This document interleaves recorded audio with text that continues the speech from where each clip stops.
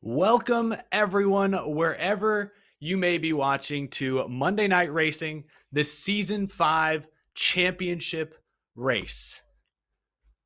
We're live on YouTube, youtube.com/EricEstep. We're also on twitch.tv/Podium Esports. We're also live in Charlotte at the Carolina Esports Hub, where we have our Championship 4 set to participate, set to compete in person. Anthony Alfredo, Presley Sora, Colin Fern, James Bickford, your championship 4. If you were here last week, we raced at Atlanta, the old Atlanta, with the next gen cars. And that race, I don't know if we have clips to play, but if you were there, it probably stuck in your memory because it was one for the ages with late race drama. Colin Fern on a different pitch strategy, trying to hold off Adam Cabot on fresher tires. A late race caution with less than 2 laps to go. Colin Fern was coming out of turn 4, saw the white flag, and then Garrett Smithley went spinning from second. That set up a final restart. Fern, pitting for fresh tires, was able to charge from 11th to 1st in the final 2 laps, passing Adam Cabot out of turn 4 to nab the final championship 4 spot. So I mentioned that they're going to be racing in person in Charlotte tonight. As you can tell, I'm in my typical studio. I'm in my spare bedroom, as always, here in Houston, Texas. So I'm calling this one remotely, but once we turn things over to the broadcast booth, as well as everyone else putting this show on in Charlotte tonight, they will be on location. So that's really, really exciting. For the next 10 minutes or so, you're stuck with me, though. I'm checking out the live chat here on YouTube. Good to see you, C2. Good to see you, Beat Boop. I love that name. That's good stuff. DCO. Tara, LOL JK Racing. That's a good name. Giving 2311 a run for their money. I like that. Melissa, Carolina Cards. Just skimming through a bunch. I'm looking for names that I haven't seen in recent weeks. But it's good to see so many of you guys here live for the Out of the Groove pre-race show. First people here, I want to get a kind of set the tone early. I mentioned our 4 championship contenders. We have Presley Sora, who I believe was the 1 seed coming into these playoffs 6 weeks ago. He's made it all the way to the championship. We've got Anthony Alfredo, of course, NASCAR Xfinity Series driver. Colin Fern, who I just mentioned, winning last week in dramatic fashion. And then we also have James Bickford, driver of the 29. Chat, so I have the Twitch chat pulled up. I've got the YouTube chat pulled up. Who's everyone's pick to win? I'm going to ask you guys that a number of times before this race goes green. But I wanted to see what you guys think now, the first 100 or so to pick to join up.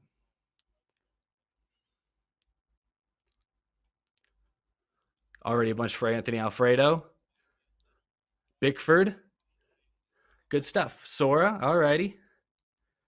I didn't mean to play favorites. I had Presley Sora's truck in the thumbnail. That's not me playing favorites, but I see now a lot in the chat pulling for Presley Sora.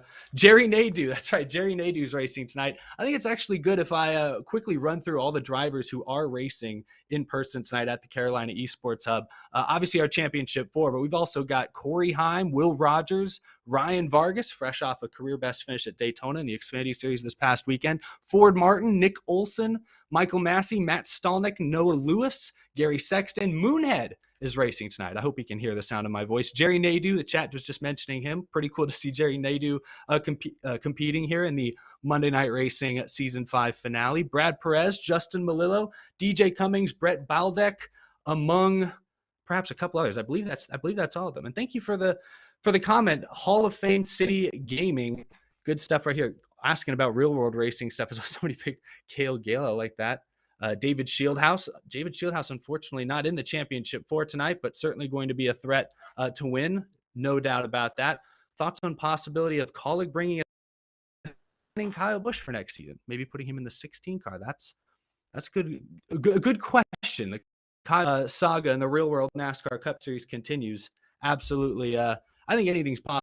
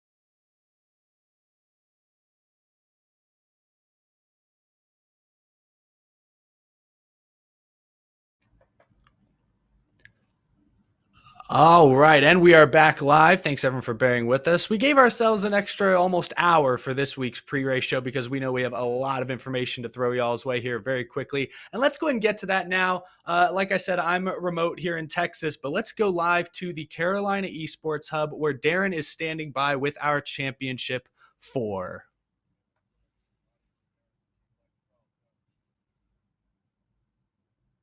Coming you from the stage, the championship stage here at the Carolina Esports Center. We have 4 championship drivers with us tonight, vying for that Monday Night Racing Championship trophy, as you see it right here in front of me. We're going to get to know these cats just a little bit better before we send them onto the virtual Miami Speedway. We'll start with this guy right to my right. You're 18, man. You are wearing a Rusty Wallish vintage shirt. What is that, circa 1991? You are Presley Sora. You made the drive all the way down here from Indiana. Welcome, man. How you going? I'm doing great. First off, I want to give a big shout out to my sponsors: Club Jerky, McConey Setup Shop, 213 Simware Designs, and then Skybox NASCAR, Sim Racing Channel on Roku TV, and then B-Blaze Vintage. They gave me this shirt here as part of the sponsorship. Like, this is not sponsor Presley talking. I promise they are the best vintage apparel company I've ever seen. So if you want vintage apparel, go here. But yeah, I made the 9-hour drive all the way from Indiana to come down here and race, and I'm ready to go. I think it's going to be a good night. Absolutely. You're, I would say, kind of an underdog. You're a rookie in the race tonight. You're a rookie in the league. But hey, it's been a weird kind of season across motorsports for first-time winners, so why not the rookie tonight wearing, like, gentlemen, you really should have stepped up your game. If anybody is winning the swag game early in the evening, it's definitely Presley. You got to give it up for him. Hey, I think your parents made the trip with you, too? That's pretty cool, man. They did, yes. They drove from Indiana as well. They took me. Thankfully, I didn't have to drive the 9 hours. That's all my dad, but... yeah, they're here to support me, and I'm ready to go. I think it's going to be good. Very cool. And I know a lot of the guys on the stage have, like, ripped some real race cars in real life, but you have come up through the sim world. How does a kid out there tonight, get started in that and advance so quickly to the main stage at Monday Night Racing? Yeah, I'm the only guy here that hasn't raced professionally or in anything or been a part of racing professionally. And I don't know if that puts me at a disadvantage, or I think I'm good. I think it'll be fine. I've raced go-karts, and I hope to be racing these guys like this in real life professionally one of these days. So this is kind of what I'm doing to get to that point, and I think I can do it. Awesome. Hey, thanks a lot, Presley. We'll bring James over here now. James, kind of a home race for you, right? James Bickford, ladies and gentlemen, welcome him to the stage.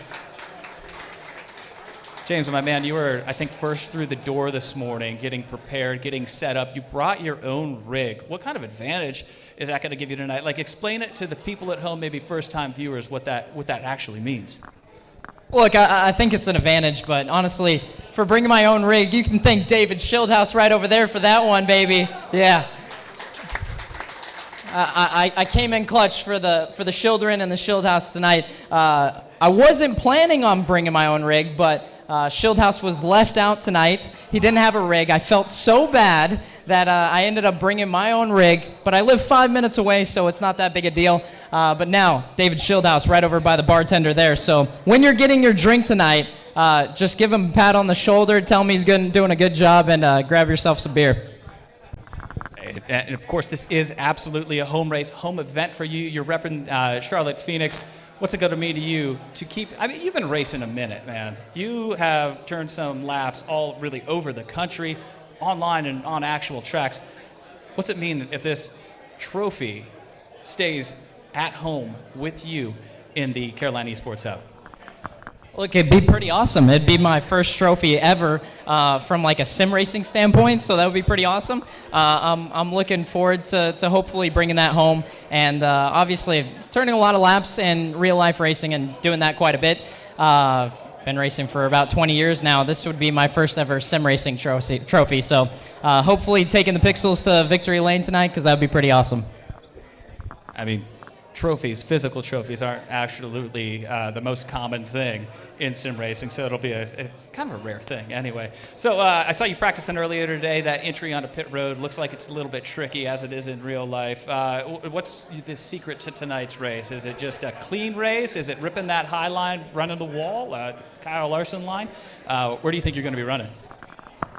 I think it's going to be a mixture of lines. I'm honestly going to play it on the other drivers because I don't really know. The biggest thing is going to be protecting the right front because the right front is getting killed in our runs. It's a little bit of a tight race car, so we're going to have to deal with that, and we'll see what everybody else ends up doing, but you could see me at the wall, the middle line, the bottom. The awesome thing is you get to run any line at Homestead, and at the end of the day, the entrance to pit road, it's pretty wide, so it's not bad, 50 miles per hour. It's kind of a medium difficulty if I had to classify it. Hey, that's good to know. He's a pro. He knows what's going on. If anybody was second runner-up for the swag game, it's the man wearing the North Wilkesboro hat tonight. Man, you ran a heck of a race last week. Oh, by the way, it's Colin Ferd, if you didn't know, ladies and gentlemen. The pride of Norwich, New York. Last week you won your way in onto this stage with, 11th to 1st in 2 laps. That was pretty impressive, man.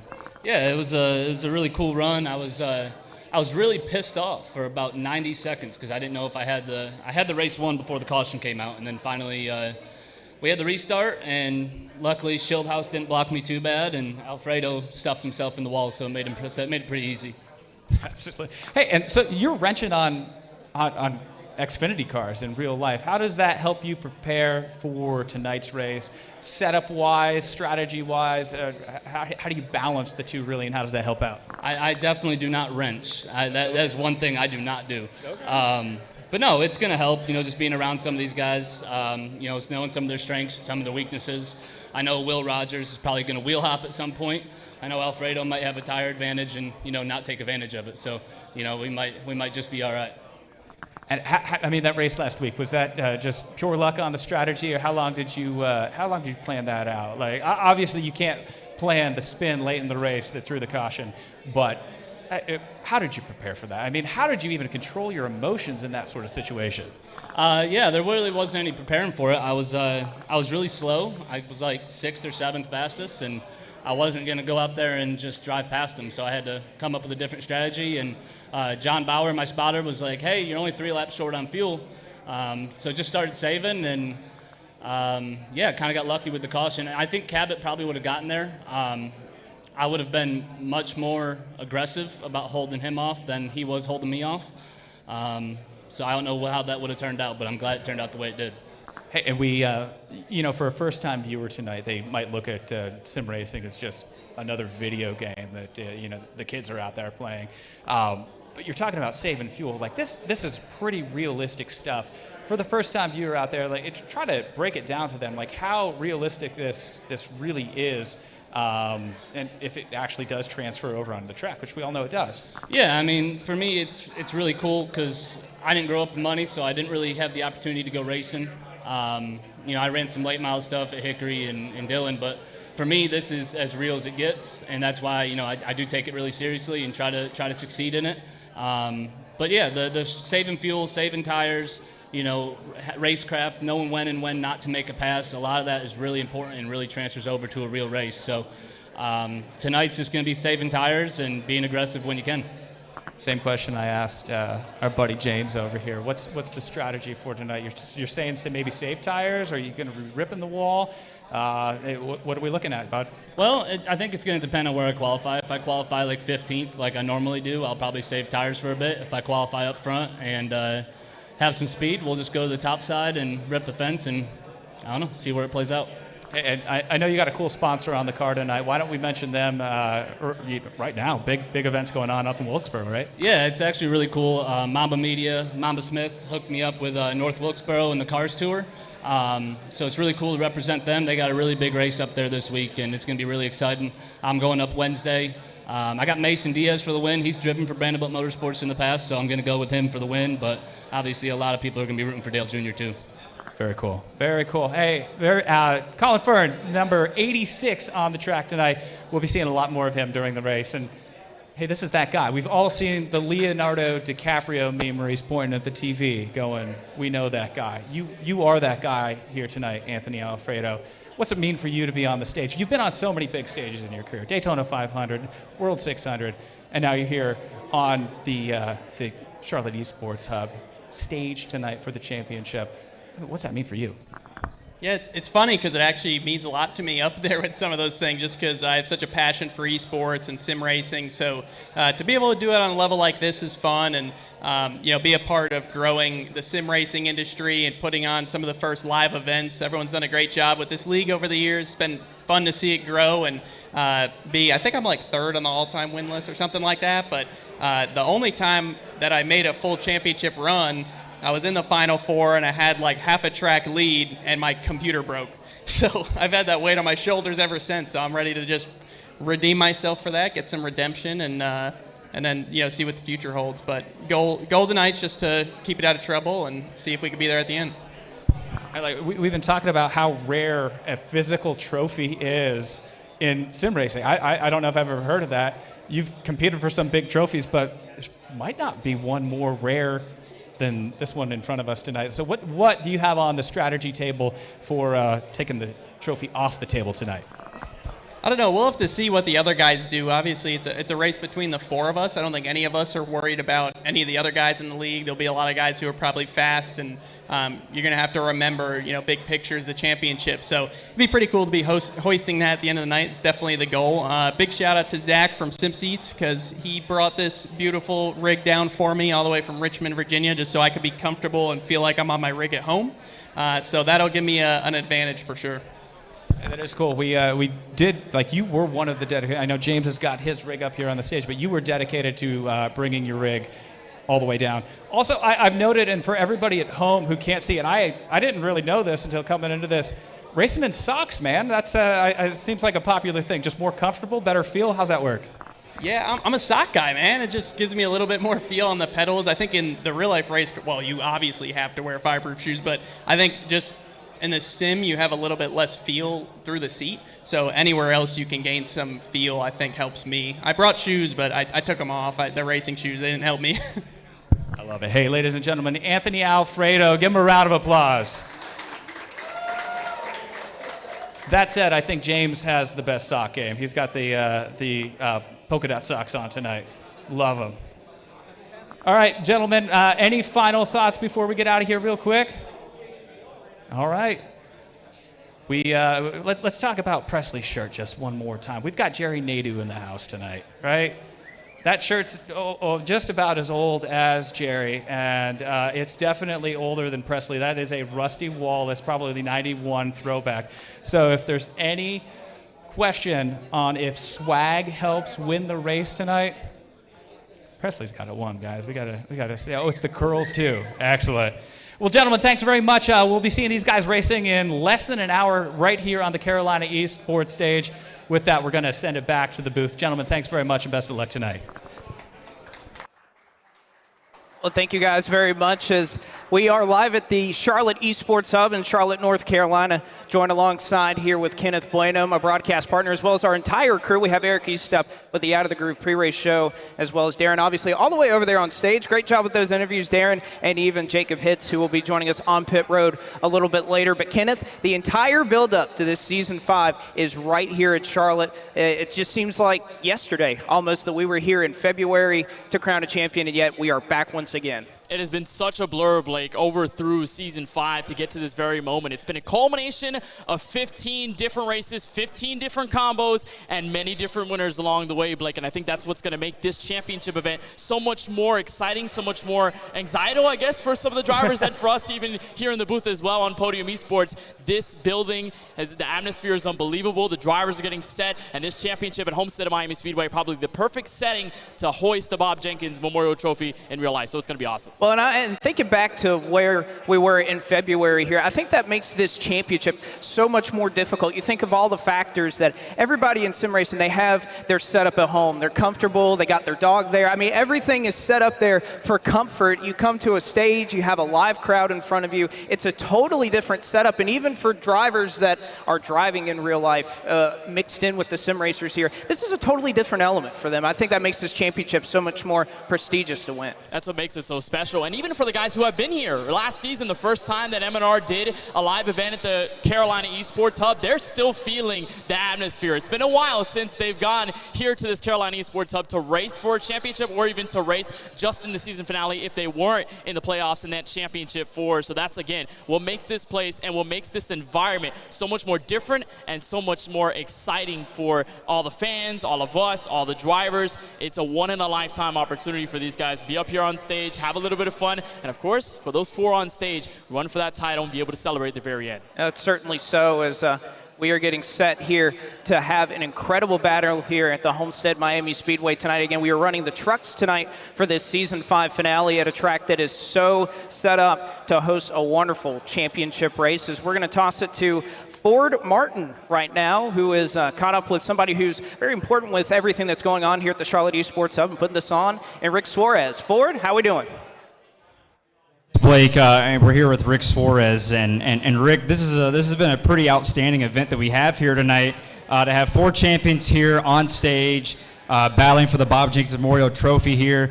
Kind of give us a little bit about the Carolina Esports Hub for those that are not familiar with that are watching away.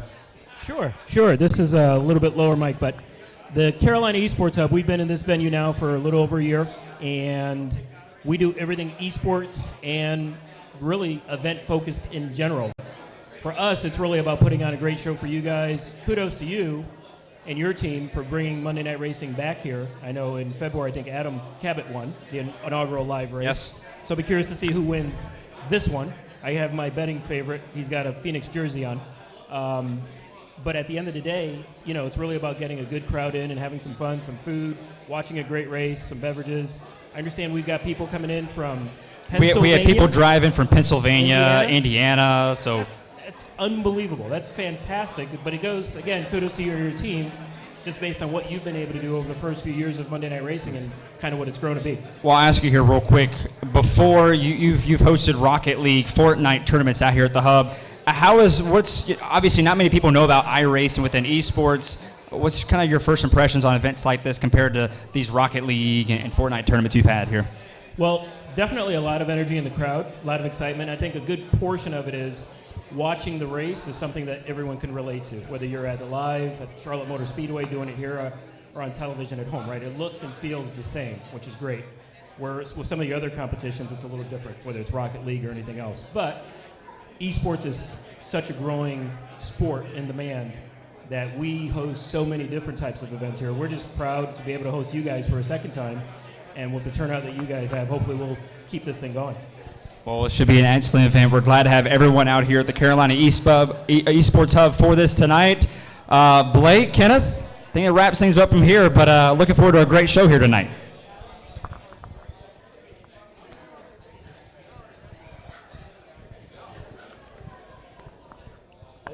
I'll go and take things over from here. This is pretty cool. I've never done this, bouncing back and forth from Charlotte to Texas. Thanks everyone for coming out. We're going to turn things over next to Jacob Hitz, typically part of our three-man broadcast booth, always running up and down that virtual pit road. Want to get some late-breaking stories before driver intros. Jacob, first off, hope you got me. And secondly, what are some, what do you believe are going to be the biggest challenges these drivers face tonight at Homestead in the trucks? It's certainly going to be interesting for these guys in the trucks here tonight. Thank you, Eric, and good evening, everybody. Unfortunately, can't quite be down in Charlotte, but nonetheless, glad to be here for what should be a pretty darn good championship race, and I can't wait until we get to our picks later on in the program. And Eric, I tell you what, with this racetrack, with this track car combination or truck combination, if you will, it's going to provide a lot of challenges as far as conserving the tires. And in talking with some drivers, some that are in the championship for, some that are out of the championship for, it's going to be about saving a set of tires maybe for the end if there's a late race yellow. Kind of like what we saw last week when we were at the virtual Atlanta Motor Speedway. We've got the same sort of situation coming tonight. They've got 4 sets of tires on pit road. If they feel like they need to use them, we're probably going to see most, if not all, use all 4 sets. Depends on when we get caution flags, if we get caution flags. Historically, our in-person events, the championship finale at the end of last season and the in-person event that we had a few races ago during the playoffs, they have been, pretty good as far as on-track action, and we haven't seen many or any caution flags, and we'll see how that pans out here tonight. And in talking with David Schildhouse in particular, I wanted to kind of gauge the feel for guys that have been in that environment before at the Carolina Esports Hub and how it is with driving and everything. I talked with Schildhouse. I talked with Justin Malillo. Both guys were there racing in person a season ago. Schildhouse, he was on the big stage, part of that championship 4. And something that David had talked about to me was the fact that he thought the lights, the crowd, everything was going to be too distracting for him.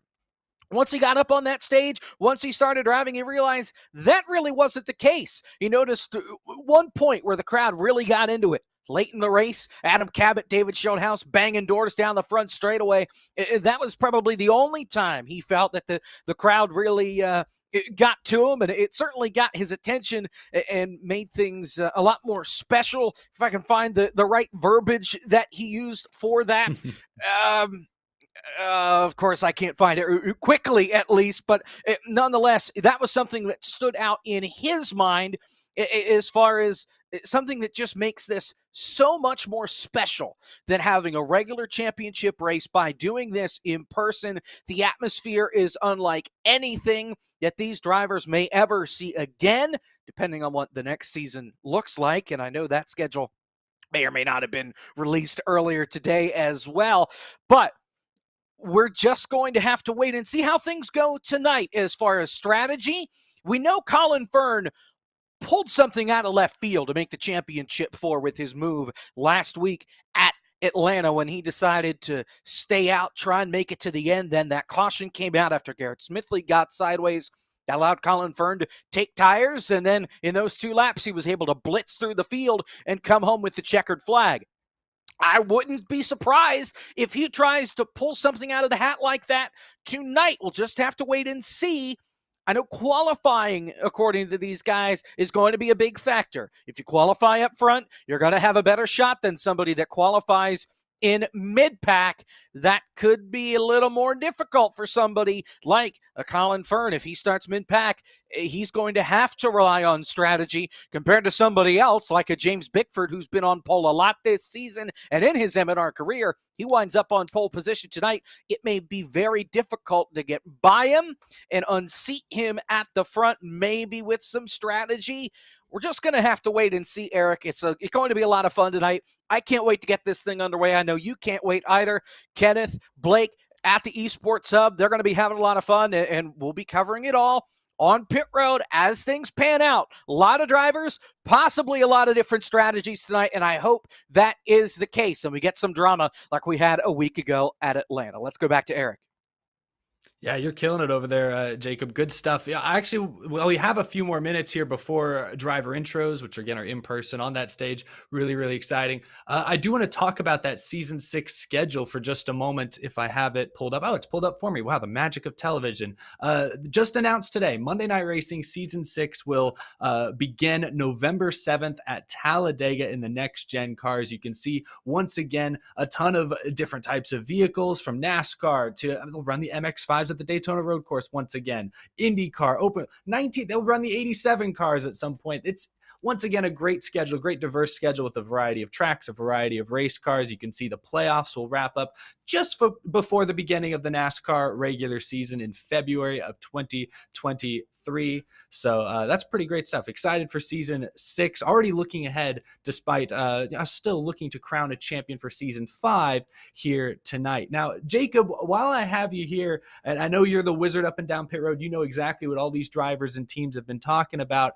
We heard James Bickford earlier on stage talk about how he feels maybe right front's been getting worn out faster. Or do you think last week at Atlanta, we ran Old Atlanta, lots of tire wear, came down to Colin Fern trying to hold off Adam Cabot until all of a sudden Fern had the tires and was on the offense. Do you think tonight's race will come down to that kind of tire strategy? You mentioned everyone has 4 sets. Well, I guess 3 plus the ones they start on. Or do you feel like this race is going to maybe have a few more cautions and we'll see maybe who has the right set of tires left at the end, or just who can be the most aggressive? Do you think tire wear will be as big a deal at Miami as it was at Atlanta? Tire wear is definitely going to be a factor. I know in talking with David Schildhouse, he said that, look, you're going to want to save that extra set for the end of the race. Now, one thing, we do have 4 sets sitting on pit road. They are starting on that 5th set. So in the distance that we have, I believe 125 laps is the distance for tonight. They have 4 sets that they can use plus the set that they start on. So they're in the same boat pretty much that they were in Atlanta. The difference is the fact that this track going to have a little bit more grip because we're running under the lights. The surface is a little bit newer. It repaved, I believe, in the mid-2000s, early to mid-2000s. It's not like Atlanta where you're racing on a cheese grater. It's not going to abuse the tires as much here. Depending on the line you pick, that may have something to do with it. But I think tire strategy is going to have a big impact tonight, Eric, and we're going to have to see who decides to pull a Colin Fern strategy and decide to make those tires last really, really far. And I think cautions could be a factor as well. If we get multiple cautions tonight like we did a week ago, that could kind of set the strategy pace as whether or not people decide they're going to take tires or not. The risk, if we get a caution about halfway through a run, if you stay out and not a lot of people join you, you're going to be falling to the back pretty quickly because you're going to get eaten alive. That is the risk of staying out and trying to get off strategy with everybody else. If you have enough friends that go with you, there's always a shot that you can hold those guys back. But when we get those situations, Eric, that's also when we lead to more carnage, more wrecks, and yes, more cautions. Yeah, cautions breed cautions. Well said. One final question I have for you. I'm not going to ask you to give me your race or championship picks just yet, but a little while ago during the pre-race show, I asked our live chat here on YouTube who their pick to win the title was between Anthony Alfredo, Presley Sora, James Bickford, and Colin Fern. 65% going Anthony Alfredo to 13% Sora, 11% Fern, and 9% Bickford. Do you think tonight, Jacob, I'll ask it this way. Do you think we'll see one of the championship 4 drivers get the win, or do you think it'll be someone else? We mentioned a few drivers like a Ryan Vargas, David Schildhouse, Corey Heim, you name it. Do you think someone else will steal this victory away from the championship contenders? Let's put it this way. The driver that wins the championship is not going to win this race. That is where I stand right now. The talent pool is too good. Adam Cabot, he could storm up here and say, you know what? Screw you guys. You didn't let me in the championship 4. I couldn't make it. I'm going to go win this race. Same thing with David Schildhouse. Corey Heim is in the field. He has been fast everywhere we have gone this season. He has been a threat to win just about everywhere, including last week at Atlanta before he sped on pit road, and it cost him a shot at the checkered flag. The championship 4 guys are going to be strong. There's no doubt about it in my mind. They're all going to finish inside the top 5, if not the top 10, if not the top 5. It depends, though, if anybody winds up in trouble. We all remember what happened a season ago when Colin Fern and Shane Van Gisbergen made contact going into turn number 1 on the opening lap. That could always happen tonight because you only have 4 guys fighting for a championship. You've got 30 more guys that are just fighting for a race win. We're going to have to keep that in mind. But I really think that somebody on the outside looking in is going to be the guy going to victory lane tonight. It is not going to be one of your championship 4. And I'm surprised that difference from your chat is that big. Anthony Alfredo way out in front of everybody else. I'm not so sure about that. I think it's a little closer than the experts in the chat think. Hey, nobody wants a blowout. Everyone likes to keep things close and competitive, but a lot of pasta fans in the live YouTube chat. I believe it's now time for driver intro, so I'm going to turn things back over to Darren at the Carolina Esports Hub, where we're going to meet the entire field for tonight's race. Indeed it is, Eric. Time for driver introductions from the Carolina Esports Hub. Driver of the number 1. Battle Beaver Toyota, the pride of German Street, Dushore, Pennsylvania. Gary Sexton. Driver of the number 20, TobyChristie.com Chevrolet from Charlotte, North Carolina, David Schildhouse. In the number 53, Traction.GG Ford from Long Island, New York, Justin Malillo.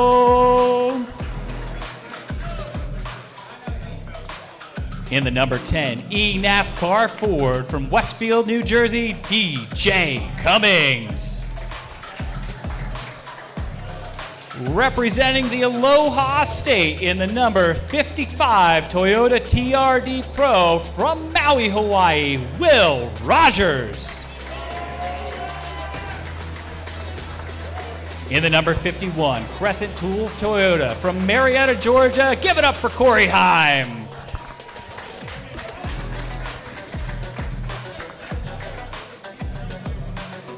In the number 24, Grit Marketing Chevrolet from Waxhaw, North Carolina, Nick Olson.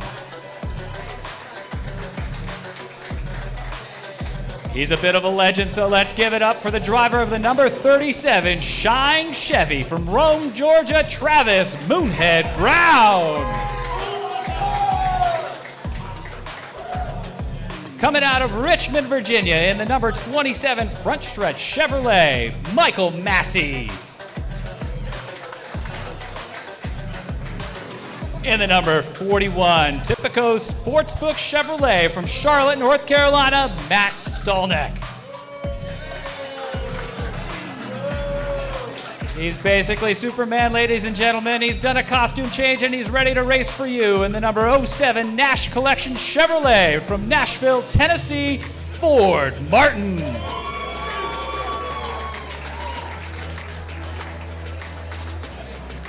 Now in the number 4 Queen City News Toyota from Rochester, New York, Brent Baldeck.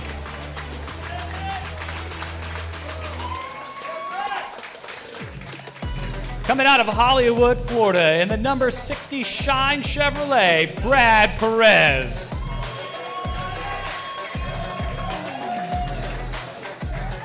In the number 6 Swan Security Chevrolet from La Mirada, California, Ryan Vargas. And a man who knows all about winning on Mondays, the driver of the number 25 Pit Road Network Ford from Danbury, Connecticut, Jerry Nadeau.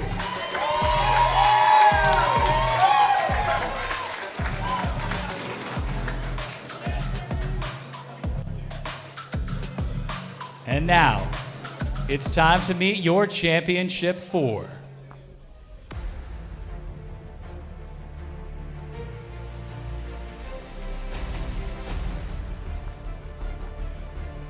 Driver of the number 98 Club Jerky Ford from Cambridge City, Indiana, with 2 wins on the season, Presley Sora.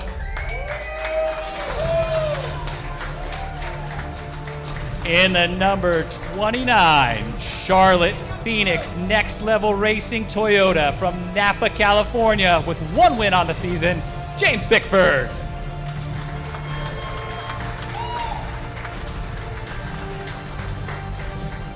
The pride of Norwich, New York, with that walk-off win last week in Atlanta, the number 86 Cars Tour North Wilkesboro Speedway Chevrolet is driven by Colin Fern.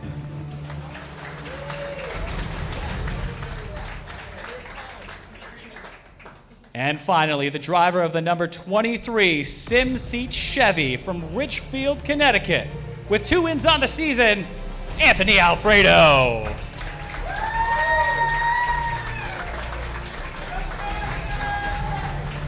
Ladies and gentlemen, your in-house drivers for the Monday Night Racing Season 5 Championship Finale. We're going to take a quick break and be back right after this. More from the Carolina Esports Hub.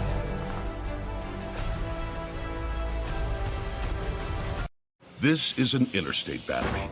More pros trust this than any other out there. Yeah, more pros. More Even more pros. Keep going, Moss. Look, we're gonna run out of time before we run out of pros who like Interstate. I mean, we'll run out of time before we even run out of left-handed pros who knit. These pros are everywhere, which means so is this battery. Right around the corner, up the street, everywhere. Interstate Batteries, outrageously dependable.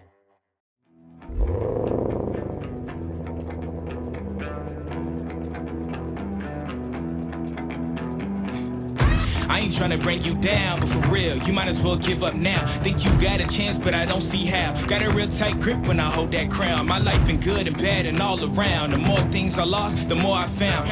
Everybody wanna be like us, we don't stop, cause the top just ain't enough. I'm the first one in and the last one out. Whoever owns the place gotta drag me out. Came here ready to fight on this night, you better just run for your life.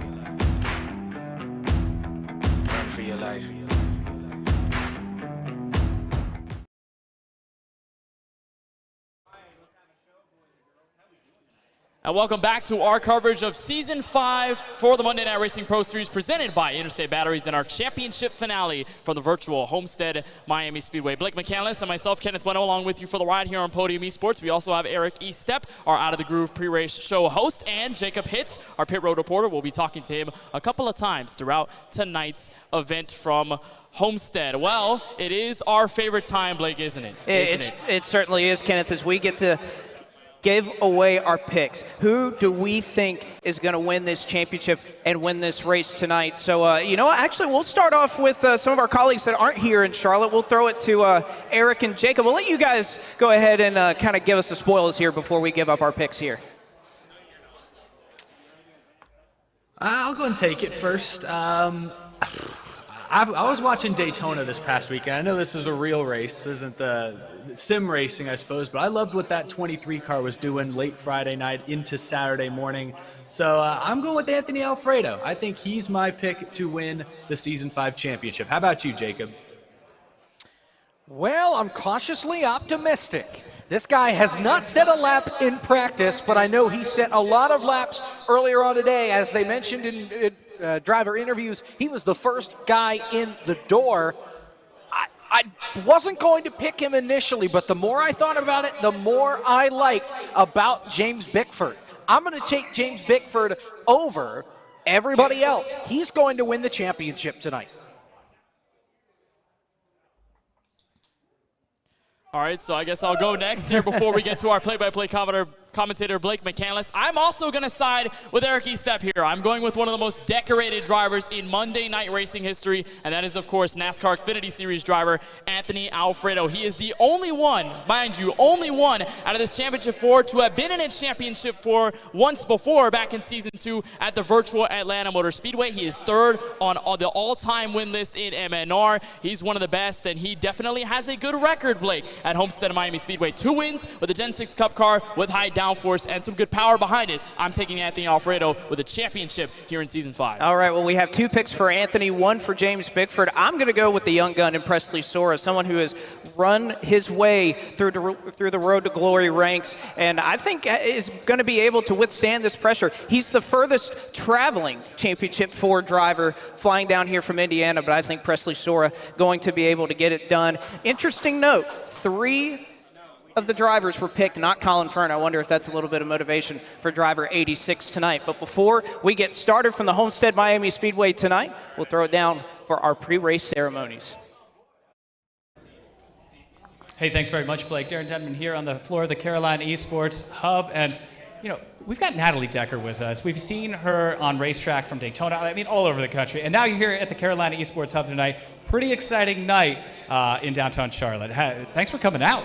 Thanks for having me here, and this is just amazing. This is my first time here, and this is just wonderful. Thanks for having me, and I kind of wish I was out here racing. It would be very cool. Hey, you're pretty involved in the streaming community and in the iRacing community. Tell us a little bit about what you've got going on with that. Yeah, I recently got into streaming on Twitch, and I just fell in love with it. You know, we use iRacing to practice for real-life races, and once I started streaming it on Twitch and I just made this huge community on there, I fell in love with it. And now I just feel like it's the future, and I love doing it, and I think definitely tonight this has made me fall more in love with iRacing. Absolutely. Hey, Natalie, thanks for taking the time with us tonight. And thanks for coming out tonight. Hopefully we'll see you maybe up on the stage sometime here real soon. Maybe, you never know. Hey, Natalie Decker, ladies and gentlemen, from the Carolina Esports Hub on the main floor. We're going to send it back to the booth right now for a little more pre-race ceremony. Well, we're very happy to have Natalie here, as well as so many other fresh faces here that you see throughout the industry here that have decided to join us here tonight in the Charlotte Esports Hub. But now, let's go ahead and throw it down for our pre-race ceremonies to get cranked it up for tonight.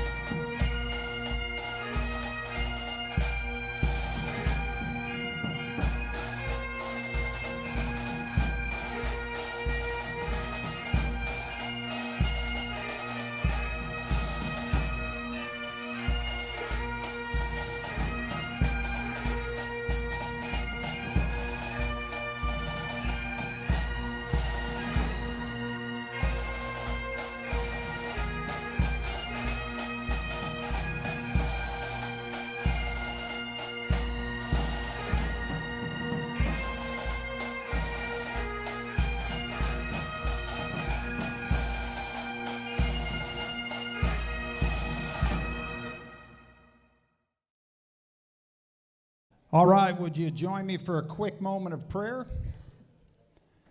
Our Heavenly Father, we thank you for the opportunity to participate in this event this evening. We're grateful for all those that have worked so hard to make it possible. And Lord, we pray right now that you would be with our men and women that serve and protect this great country. Lord, and those here domestically that do the same, that serve and protect. God, we thank you again for this evening. We commit it to you. We give you the thanks in Christ's name. Amen.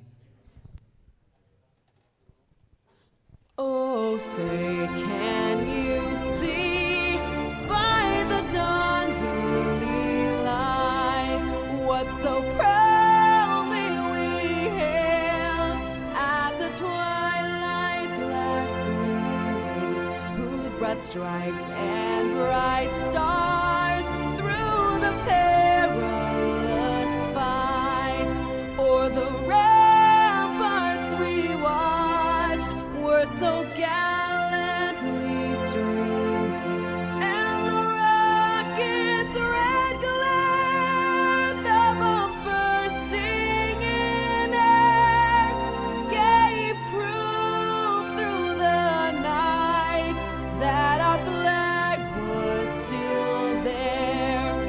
Oh, say does that star-spangled banner yet wave o'er the land of the free and the home of the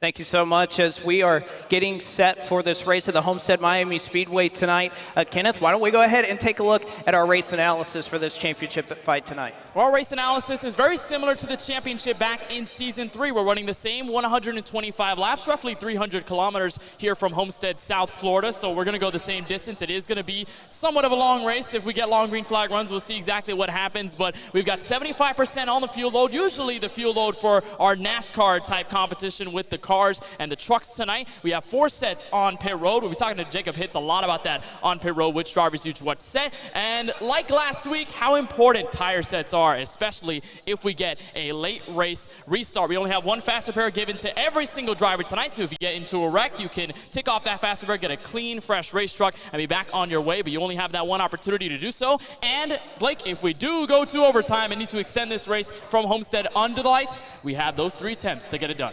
Oh, you just had to bring that up, right? Bringing up memories of last Monday night when we were at Atlanta just a week ago and actually had a big outcome on who is sitting on stage here tonight for this Championship 4. A very important thing to take note of is we'll take a look at our track facts tonight at the Homestead Miami Speedway. Again, very well-known 1.5 miles, 4 turns, and this is what we love about this racetrack, Kenneth.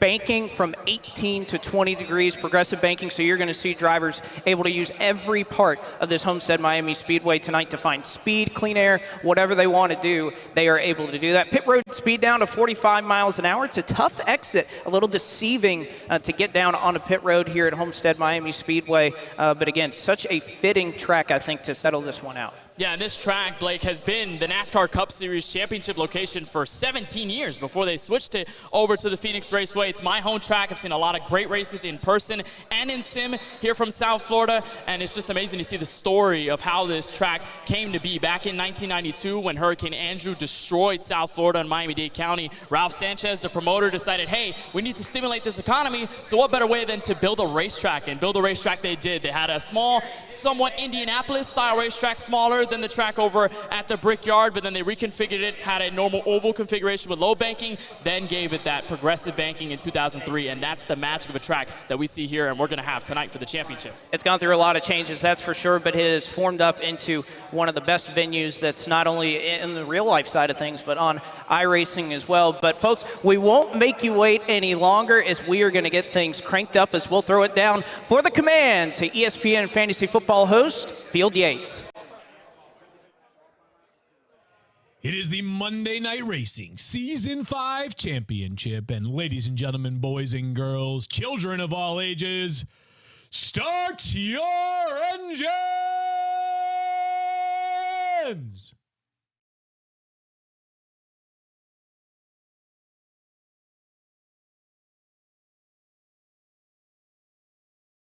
We are all ready and set to go after that. Field for offering his help here, and of course Mike Clay, who has been a participant here for the Monday Night Racing Pro Series presented by Interstate Batteries all season long, as we are going to take a look at our starting grid tonight. We will see it right there. We are just now seeing live the results of qualifying, and you can see right there Anthony Alfredo, the quickest time in qualifying. 2 Championship 4 contenders will make up the front row. Anthony Alfredo and Colin Fern will be your top 2 starters tonight. Starting in third in row number 2 to the inside will be the number 10 of DJ Cummings. You have Corey Heim, who has been very competitive on the outside there in row number 2. Move a further row back to row number 3. It'll be Brad Perez starting on the inside in 5th position. Presley Sora, another one of our championship contenders, he will have to start from the 6th position tonight. Got down in that 33-second bracket, did Sora. Adam Cabot, your champion from last year. We talked about potential redemption for him tonight to go out and win. He'll start 7th. Gabe Wood, the owner of what will be, I think, a new tattoo, he will start in 8th. Devin Henry will roll off from the 9th starting spot, and starting in 10th tonight to his outside, Preston Pardis. And over into row number 6, you'll find Cabot Esports is Bailey Turner in the 5. He starts 11. He will have Max Kennan in the 21 to his outside in 12. David Schildhouse with the TobyDuChristy.com colors in the 20 machine.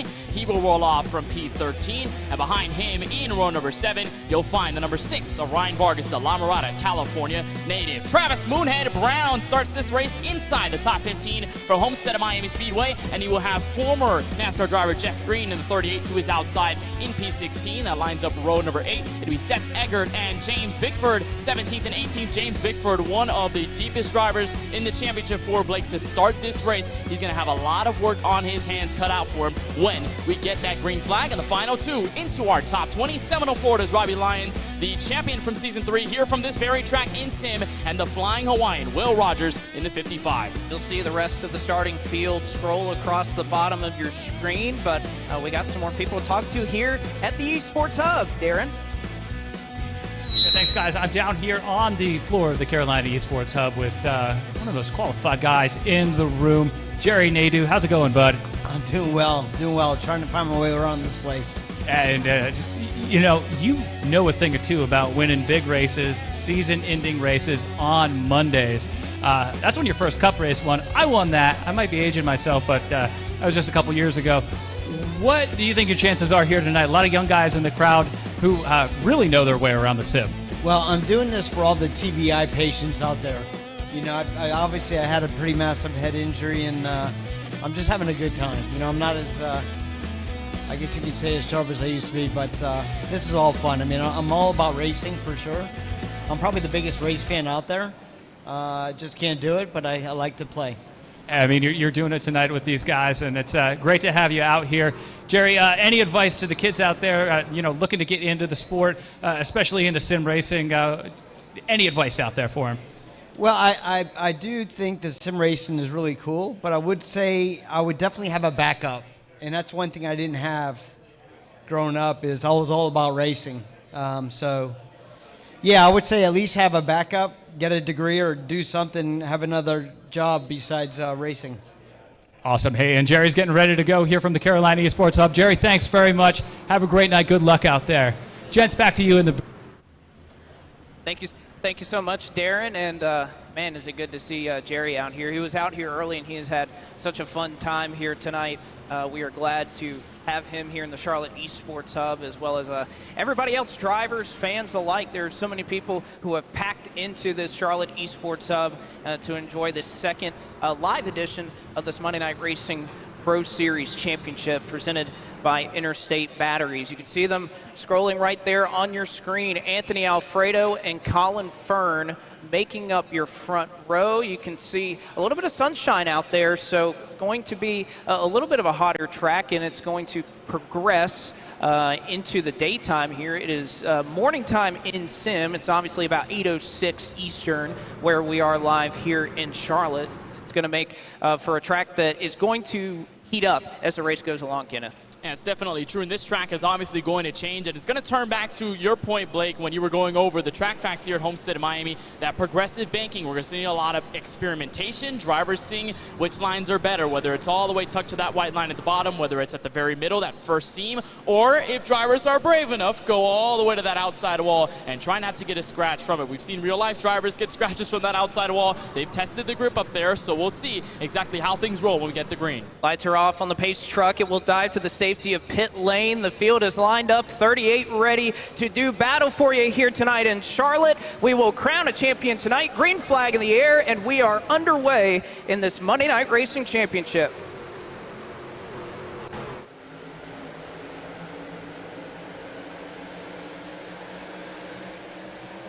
You can see Anthony Alfredo already off at turn number 2, has several truck lengths of a lead, and they are going to go 3 wide for second. Colin Fern going to go right to the top of the racetrack. Then you have DJ Cummings, Brad Perez on the bottom. Yeah, Fern with a sluggish start already on lap number 1, and we're already 3 wide, 2 rows deep. Look at Corey Heim, that black number 51 Toyota Tundra TRD Pro, running the very top. Brad Perez looking inside on Cummings for second as Colin Fern falls back to 4th. We know that it's going to be a little bit loose, is what I've heard from the drivers on these first couple of laps, but off at turn number 2, you see a handful of trucks that are pretty stable right now as you see them continuing to battle. Colin Fern continuing to lose spots. And he's holding that outside lane right now. There's Colin Fern on the very high side. Adam Cabot down there. Corey Heim, the 51, the 17. And there's also Championship 4 driver Presley Sora already hunting for second in the championship. But the problem here already, Blake, is that they're letting Anthony Alfredo run away. He's opened the gap up to Brad Perez around 0.6 of a second in the opening laps.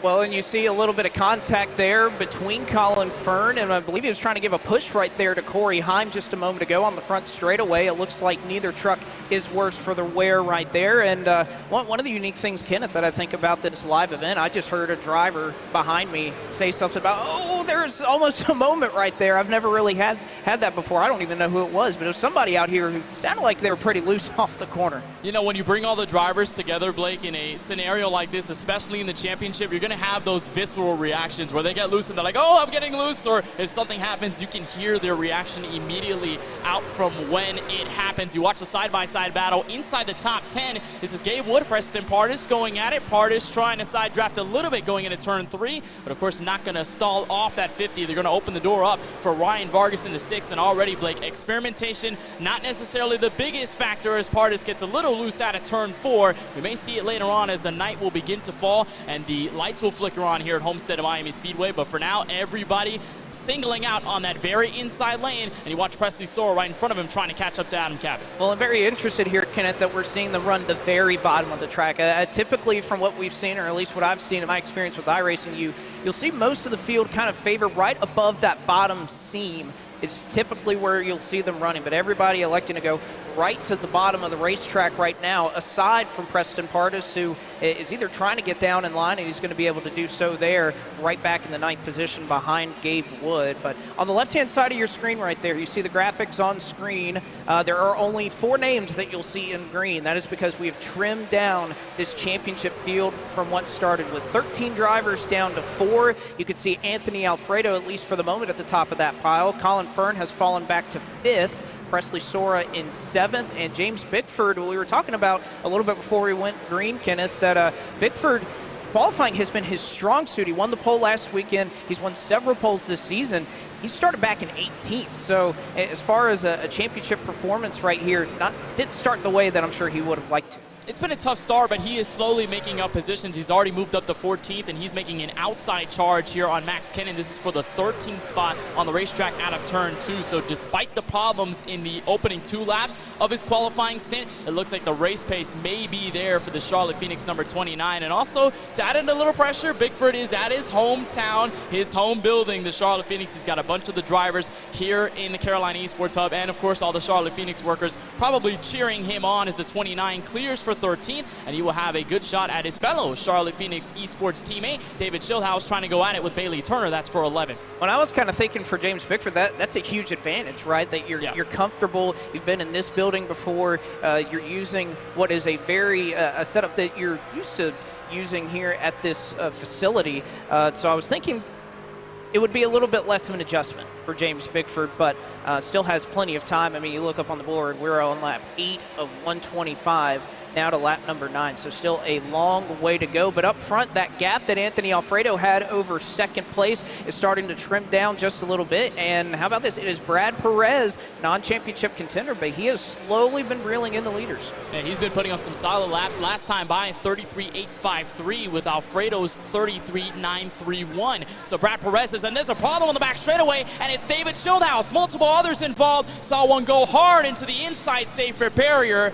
And that will bring out, Blake, our first caution here from the virtual Homestead of Miami Speedway. We're going to officially categorize that, I believe, as Ron Capps in the 28, and his Toyota Tundra TRD Pro goes for a slam on the very bottom of the racetrack. Caution out, first time on lap 10. Well, remember, it was early in the championship race last season. I believe it was lap number 1 that we had the only true incident of the night, but you could see Schildhaus there just got a little high. And, you know, honestly, with the way that wheel reacted, that looked like a mechanical issue. And I'm sure I can maybe even turn around to David and get confirmation on that. But the way that wheel locked, that did not look like a natural hit. We'll get one more look here off of turn number 2. So you can see Schildhaus is in the middle of the racetrack right now. He's battling side by side off the corner. And, well, actually, no, he got a little bit of help right there into the outside wall. But at this point, at some point, well, actually, no, that wasn't a mechanical issue. It looks like he just got a little bit of contact and shoved into the wall right there. And there was also problems, Blake, for Jerry Nadeau in the 25. It looked like he tried to find the hole in the wall in between the back end of Schildhaus's truck and the very outside wall, but he got tagged at the very last second. So Jerry Nadeau already towing it to pit road. Such a tough start for one of the drivers that's actually here in person at the Carolina Esports Hub. But one thing I want to mention while we're under this first caution, Blake, is the fact that points have been the topic all season long and through the playoffs. We've been kind of freaking out about it in the broadcast booth. The drivers have been very anxious about it too. But now tonight it doesn't matter. You throw all the points out the window, and now it's all about finishing ahead of the other 3, and you are the champion. I think that's something that's worth noting here at an event, is that in this playoff system, points don't matter. You don't need to be in a certain position at a certain time and have these drivers finish in certain places. You just have to be ahead of them. It doesn't matter whether it's 1, 2, or 15 spots. You just have to be in front of all the other 3, and you're hoisting that trophy at the end of the night. Well, and Jacob, I'll throw it down to you. We see 4 of our championship competitors staying out on the racetrack, but a fair amount coming down pit road.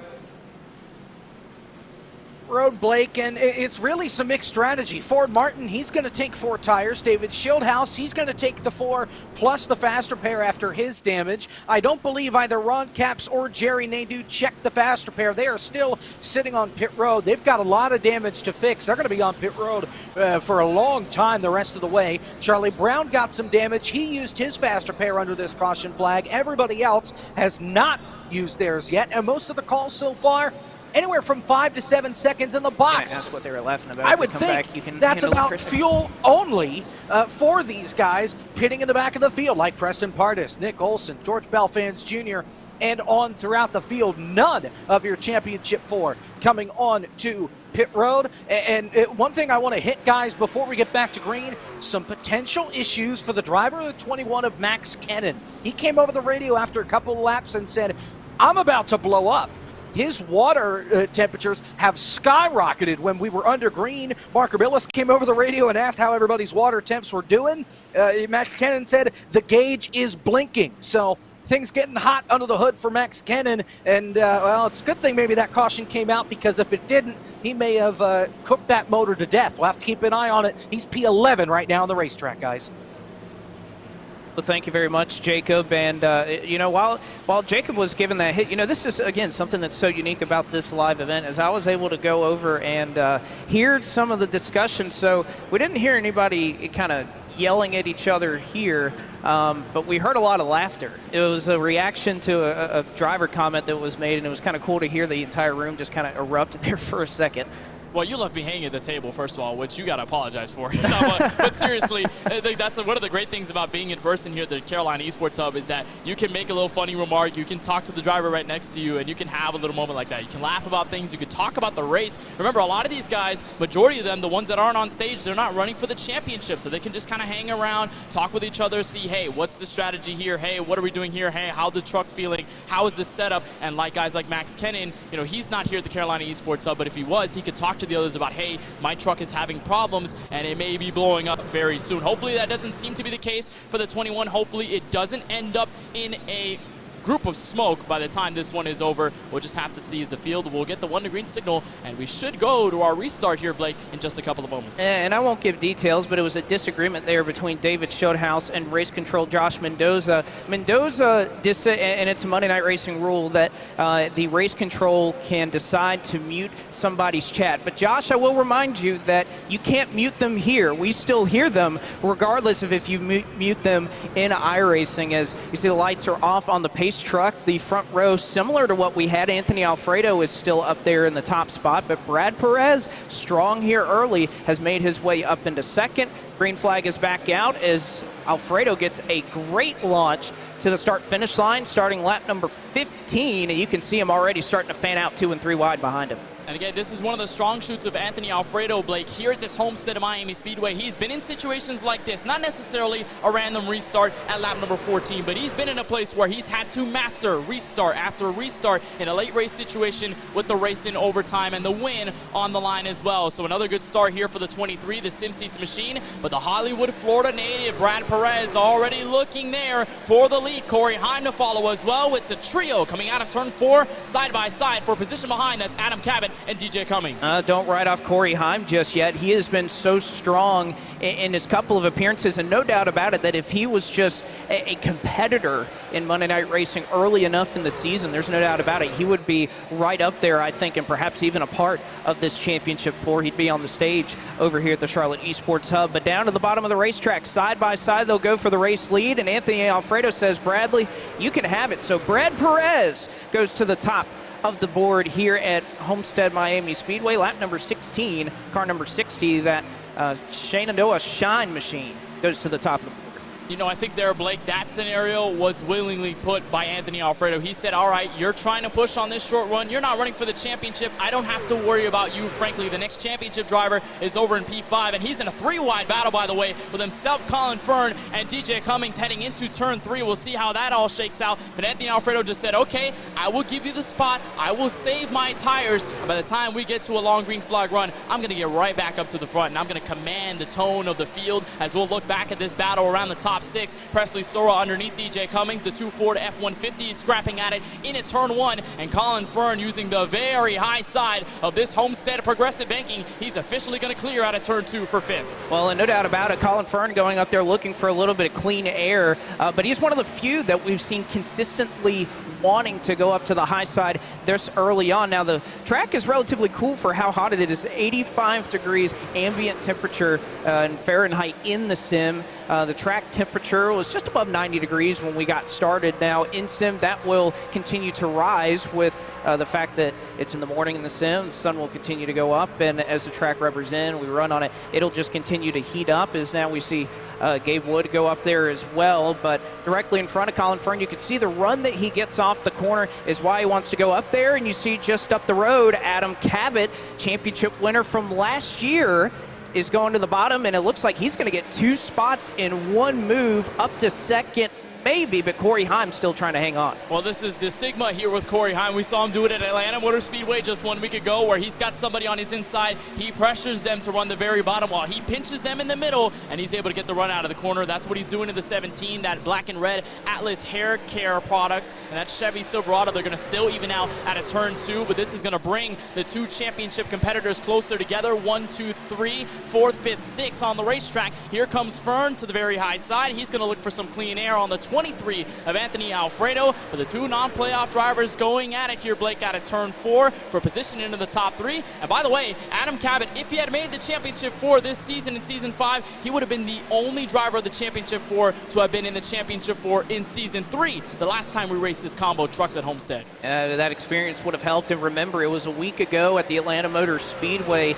In the last corner, Colin Fern in 2 laps drove from 11th to 1st in a must-win scenario. That's the reason that, as you look on your screen, he has that green spoiler on the back of that race truck, is he'll go side by side with Anthony Alfredo, early race leader. But for now, Alfredo getting swallowed up by some trucks that have some green on them. Colin Fern going to take control of the championship lead. He'll go 4th overall, and now they're side by side. You can see Presley Sora right there on stage here at the Charlotte Esports Hub, and full focus on driver 98 right now. He's on the far left of the stage. You can see on the left side James Bickford, who has been picking spot after spot. He is now up to 9th. He's just getting around the 5 of Bailey Turner. He's got 2 trucks in front of him before he can get to this main championship battle. That is DJ Cummings and Gabe Wood. They're going side by side for position number 7 right now at a turn 4. But if you're James Bickford, this is what you want to see. You want to see these guys go at it. You want to see these guys go side by side and lose time. You don't want to see them single file out and run their own race. As you watch this even deeper throughout the midfield, look at Moonhead, Travis Brown in the very middle, Nick Olson on the top, and a Ford F-150 on the very bottom. See Travis Brown in the middle right there. Carolina Pro late model driver at Hickory Motor Speedway will go to the inside of Nick Olson right there. There's a lot of battling back in the pack, and this is one of those things, Kenneth, that, you know, everybody that's here, and even if they're not here, they're at their house, they're racing for fun, and they're racing for pride. They're not just going to let these championship 4 run out there amongst themselves. They want to race. They want to fight for every position that they're worth. So you could see how hard, especially in the midfield, this series has been. And this has been something we've talked about throughout all of Season 5, is how hard the racing has been in the mid to even the back part of the field. Yeah, this competition has been very fierce. You watch a battle here. That is George Balfans Jr. in the 94. I mentioned him has a Ford F-150. He is in a Ford F-150 tonight, but I could not quite see the number. It is indeed George Balfans Jr. He's in a battle with Jeff Green, but Jeff Green is going to get an even better run out of turn 4. He will look to the inside of Travis Brown, that black and camo orange number 37 into turn 1. And the 38 looks like he's going to have the move, and Jeff Green already picking up spots after starting fairly deep in this field. Like, he's now up to P13. Done a solid job of making his way forward, as you get a great shot right there in the background. Obviously Alfredo on the left-hand side of your screen, Colin Fern on the right, and then all that's behind him, you can see all the screens. And even if you catch up, look, there's me right there, all the way in the background here, so you can see how many people have made their way out to the Charlotte Esports Hub tonight. and how close and contentious it can be with Anthony Alfredo. You can see that driver on the left-hand side of your screen. He's on the outside of Presley Sora, able to take that spot for now in what has continued to be a very tight battle in the top 5 for this championship. And what's also, Blake, continuing to be a fall through the field for Anthony Alfredo after basically leading this race. I imagine that he was just going to let Brad Perez by and say, all right, I'll hold at least for second. I'll defend for Corey Heim, Adam Cabot, all those guys on back. But it seems like the fall has only continued. Now could this be the turnaround to the inside of Colin Fern? Potentially, Blake, this may be just the chance to save some tires. Remember, we talk about the right front. That gets at mercy here at Homestead, especially in the long run. And as the track cools, it's really going to help someone in the grip, but those tires are still going to wear out. This setup really destroys the right front if you let it, and so Anthony Alfredo, it looks like he's just trying to save that right front as much as possible. He'll get pounced for the moment, but he gets back around Colin Fern for the championship lead out of turn 4. And Fern's going to go low. Now he's going to go high, nearly gets into the outside retaining wall into turn number 1 as Colin Fern not going to let Anthony Alfredo have it so easily. This is the battle for the lead in the title race. It looks like off of turn number 2, it is going to be no contest. Anthony Alfredo able to make his way forward, but just behind them, we're starting to see some new drivers come up into the top 10, Kenneth, and that was one of the things that I was really interested in when we had that caution around lap 10. Do you come down and take tires? Because here at Homestead, there is significant tire fall off. Showhouse, he was a part of that incident. He obviously took his fast repair, but he's on some tires too. He spent 7.4 seconds on pit lane. I think those fresh Goodyear Eagles might be helping out that TobyChristie.com machine. Yeah, they're definitely helping, but the one thing to note here, Blake, he was involved in that main caution to start us off at around lap 10. He's used his fast repair, so he's got to be extra careful here running through the field, and especially around the championship competition, because it is only getting tighter. This is for second in the championship. Presley Sora testing his patience. Colin Fern wasting all of his patience here on the very high side of the racetrack. The I Love Jerky Ford F-150 will lurk to the inside. He'll bring David Shieldhouse with him. And Blake, I can imagine for Colin Fern, this is not in a situation you want to be in. Tugged around for second in the championship, already losing that battle against Anthony Alfredo for the top 5, and now having to deal with a fresh tire truck in David Shieldhouse, puncturing his way through. Well, and Fern going to be able to get to the outside, just squeezes there outside of Presley Sora, so slot Sora back into 3rd in that championship battle, 7th right now on the racetrack. So a lot going on here as David Shieldhouse has cracked the top 5, and they are pretty contentious up at the front. You have Brad Perez, who has led since we dropped the green flag on this latest restart. Corey Heim has caught up to driver number 60. You see Adam Cabot a part of it as well, so a lot of mixing here of non-championship and championship contenders, but nevertheless, this is why this racetrack is perfect for a championship setting. So many grooves, so many places to go, and Eric Estep, I'm sure that you agree as well. Homestead Miami Speedway, a fantastic racetrack to host this championship event. Yeah, I've always called it the best mile and a half on the NASCAR schedule. Multiple grooves. The best drivers typically bubble to the front here at Homestead. And the chat's been pretty engaged. They loved seeing Brad Perez take that lead from Anthony Alfredo, who dropped a few spots but has now worked his way back up to that podium position. David Shieldhouse flying through the field on fresh tires. It's good racing up front and also good racing there, about 4th through 8th for that championship lead, Blake. Drivers that are competing tonight. You see Corey Heim go to the top side. Alfredo, who spent a couple of laps saving his tires, has been on the charge here these last couple of laps as you see him go side by side. A little bit of side draft between these two NASCAR competitors. Shieldhouse not content to just ride in line. You'll see 3 different grooves that these drivers are all using, and even Brad Perez right there kind of running on that top seam, a line that we don't often see. Usually if you're going to run there, it's by the wall, but it's obviously worked for driver 60, but perhaps not that time. Corey Heim looking to the high side for the race lead. Anthony Alfredo is there as well. They are starting to accordion here in these last couple laps, especially with the 20 and the 23, and despite Shieldhouse having roughly 11 laps fresher on his set of Goodyear Eagles, that 23 is still pulling. He's going to go right behind Brad Perez and almost give him a shove into turn 1. They'll most likely go side by side. Here comes Corey Heim to the very top of the racetrack looking for one deep out of turn 2, but they are side by side for the race lead, and this will obviously be a championship turnaround. Anthony Alfredo noses ahead going into turn 3. Help from the 20 of Shieldhouse. Alfredo back to the front. front. And I think that's where that clean air that he had early really helped him save his tires a little bit, drive through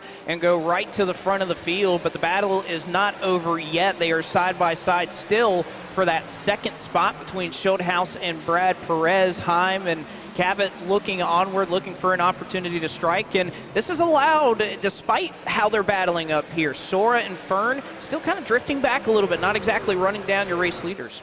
Yeah, they're definitely not, but this is helping Anthony Alfredo in many ways. One of them is that he's putting a buffer between himself and everybody else, because the non-playoff drivers, we talk about how big of a spoiler they can be, especially in recent memory. You think about Shane Van Gisbergen's win at the Auto Club Speedway with the Indy cars. You think about the win by Corey Heim over at the Texas Motor Speedway, the Legacy Texas Motor Speedway with the Xfinity car. The spoilers can arise out of nowhere, and since they are kind of occupying second on back, Anthony Alfredo has the opportunity to spread that buffer between himself and the next championship driver next in line, P6, in Presley Sora, who's also put a buffer between himself and Colin Fern. DJ Cummings now occupying that 7th place position. So it's only helping Anthony Alfredo here, Blake. He's able to run his pace, set his rhythm, be in that muscle memory in his rig on the stage here at the Carolina Esports Hub, while also making sure that the trek to Anthony Alfredo from everybody else is as tough as possible. Certainly so. And Jacob, as we continue to go along, this kind of has the feel of what we had here a season ago in this championship race, a long green flag run. If that's the case, how much longer do you think it is before some of these drivers start to think about coming down pit road? For some drivers, it's not going to be all that long, Blake. In fact, Ryan Vargas, he just made the call. He just pitted a lap ago. He took 4 tires in fuel. He's been slipping back through this field under this green flag run, and now he's back up on the racetrack.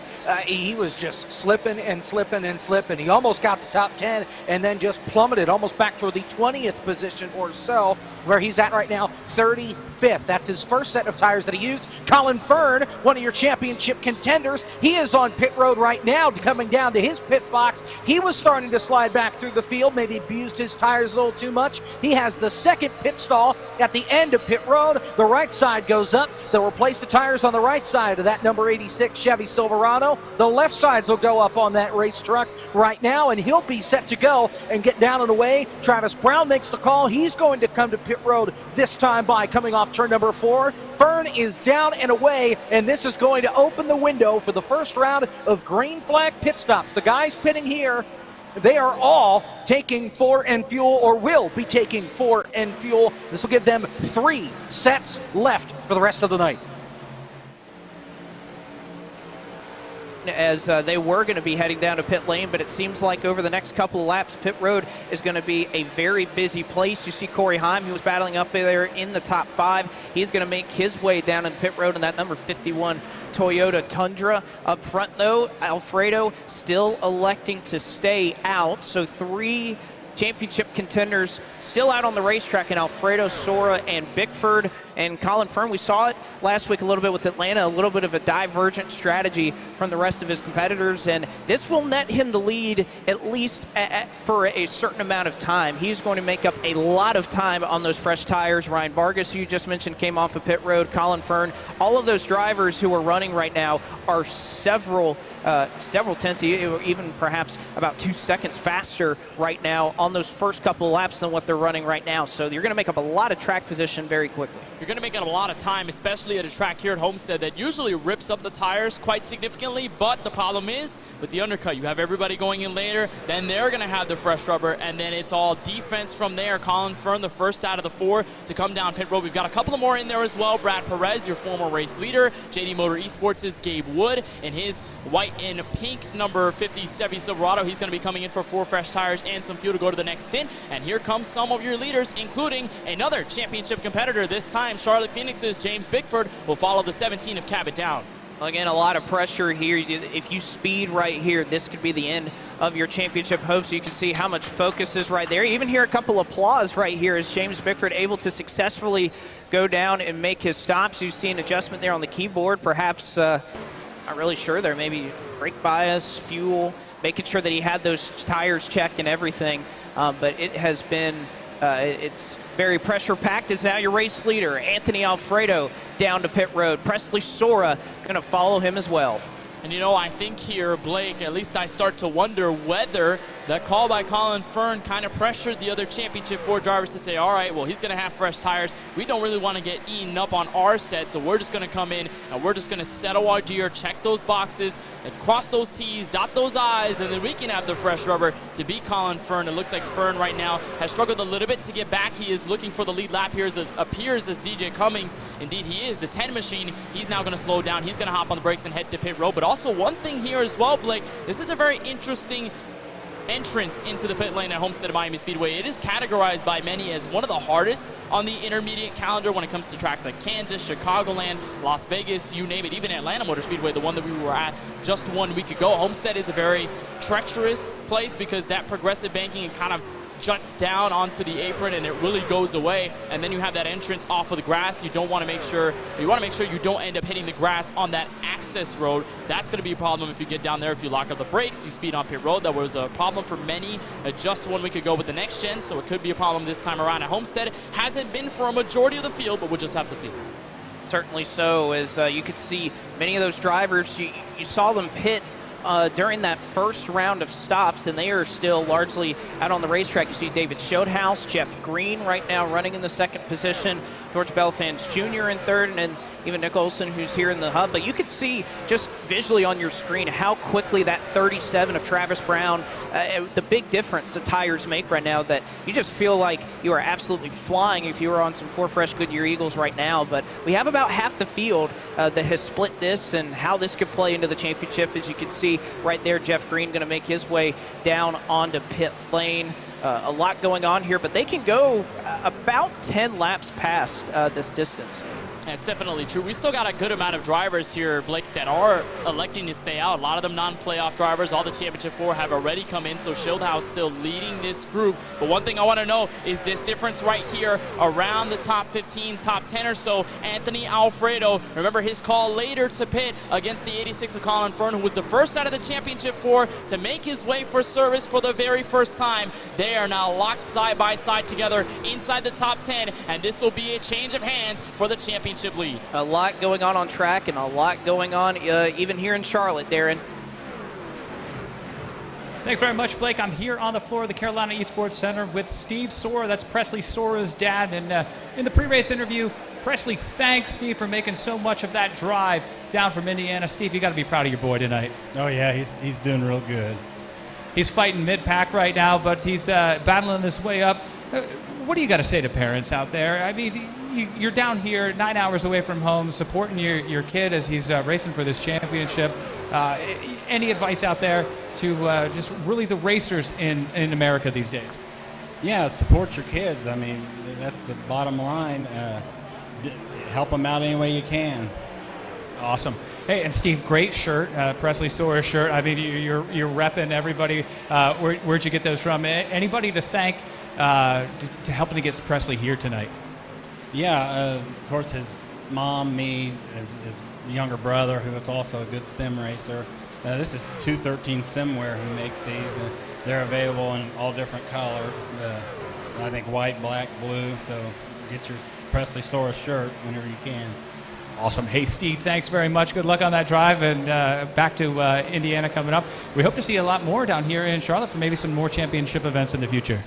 Yeah, I appreciate you guys for having this down here. It's a really nice event, and we're having a really good time. Awesome. Steve Sora, ladies and gentlemen. We'll get back to the booth and find out where Presley's running right now. Well, you can see right there running on your screen as Presley Sora and the like have made their round of green flag pit stops. Right now it is 17th at this time in the midst of this cycle that Presley Sora currently runs. As several more drivers, that'll change as they come down to pit lane. But I think that goes to show, Kenneth, that we have so many different types of drivers. You have NASCAR Xfinity Series stars that are here competing for this championship racing in person. You have NASCAR Camping World Truck Series drivers, and you also have some drivers that are able to come here. They're young.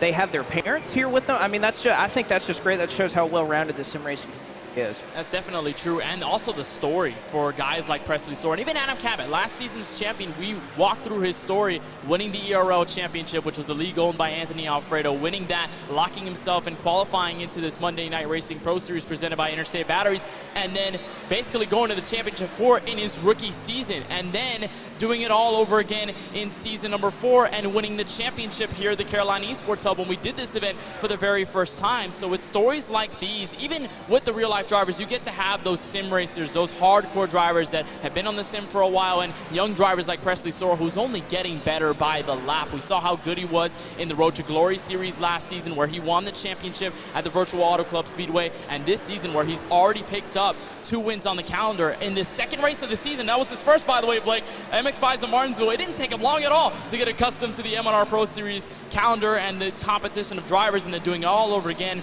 with the Radicals of Texas. This driver here from Cambridge City, Indiana, out of Crypto Autosport, has been one of the most impressive to watch, and it's awesome to see that his parents are there watching there with him.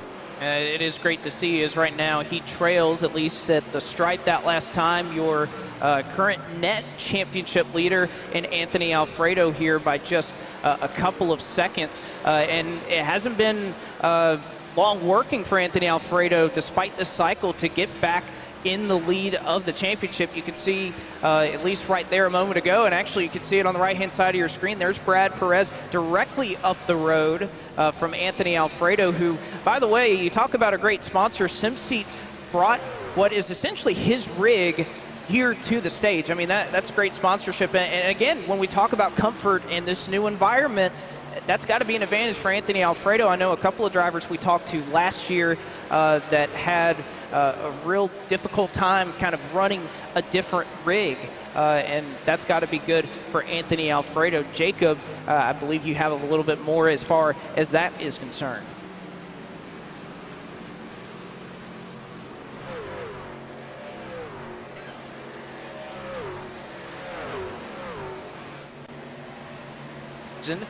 Everybody in the championship 4 agreed that they were all going to run the same rig, the same setup for all 4 of them.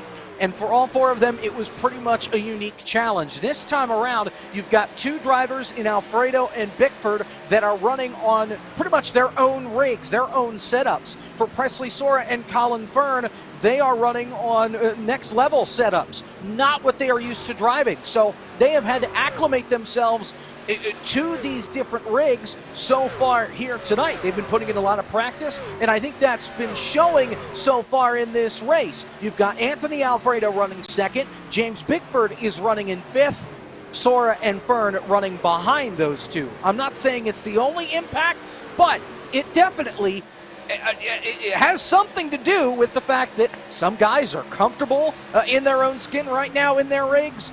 The other 2 drivers, not so much.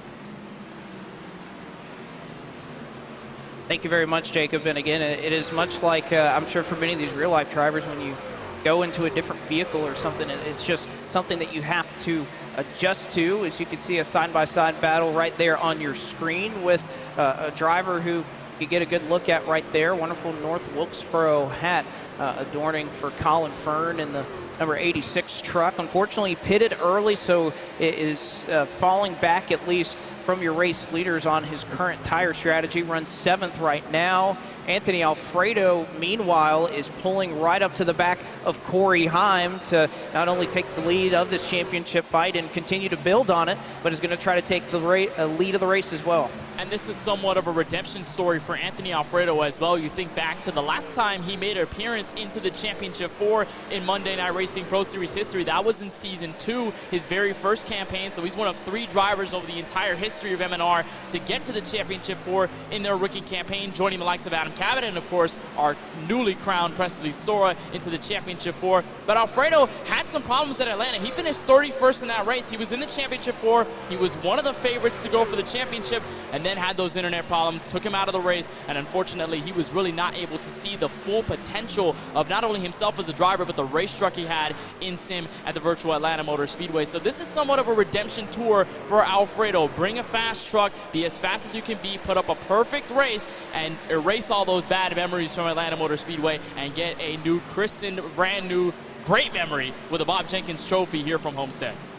That's at least what is on his mind, and sure the game plan coming in, and right now it is going to perfection for the driver of the number 23 Sim Seats Chevrolet, who just got past right there. You see Mark Rabillis unlapping himself from the 31st position.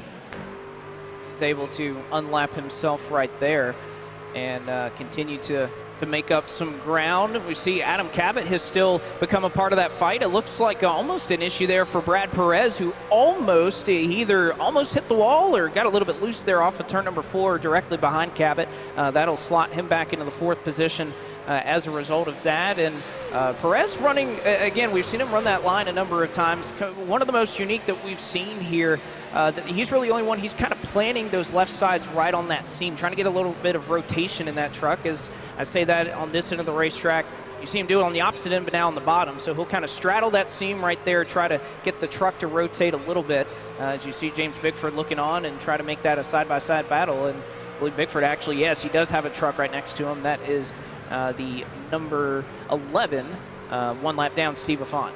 Steve Affont looking for the outside move, so it looks like Bickford's just waiting for the time to strike, and this may be it out of turn 2. It slowed up Brad Perez, took away his line. Steve Affont did, being the faster truck, and out of the inside he will go. James Bickford on the bottom, turn 3. Looks like he would not have the exact momentum to clear the 60 correctly out of turn 4, but they will remain side by side. And Brad Perez said that's a very vital line as well, using that seam, and I think that's something that we're going to see over the course of the night, especially once this race steps into long green flag runs like we had, and that opening run after the first yellow, where that right front really starts to scream for grip. You start to chase it up the racetrack, so by having those left sides on the seam, you're able to rotate that truck, get a little more turn in it, and indeed give you some more confidence to put some throttle on that truck and send it up. Because here at Homestead, it's not necessarily a sharp transition to either straightaway, whether it's front or back. You have somewhat of a long stretch of corner before you officially get to that front or back straightaway on that type of banking, out of the progressive banking in every single corner. So you also have to keep that in mind, and these drivers want to make sure they have as much throttle as they can be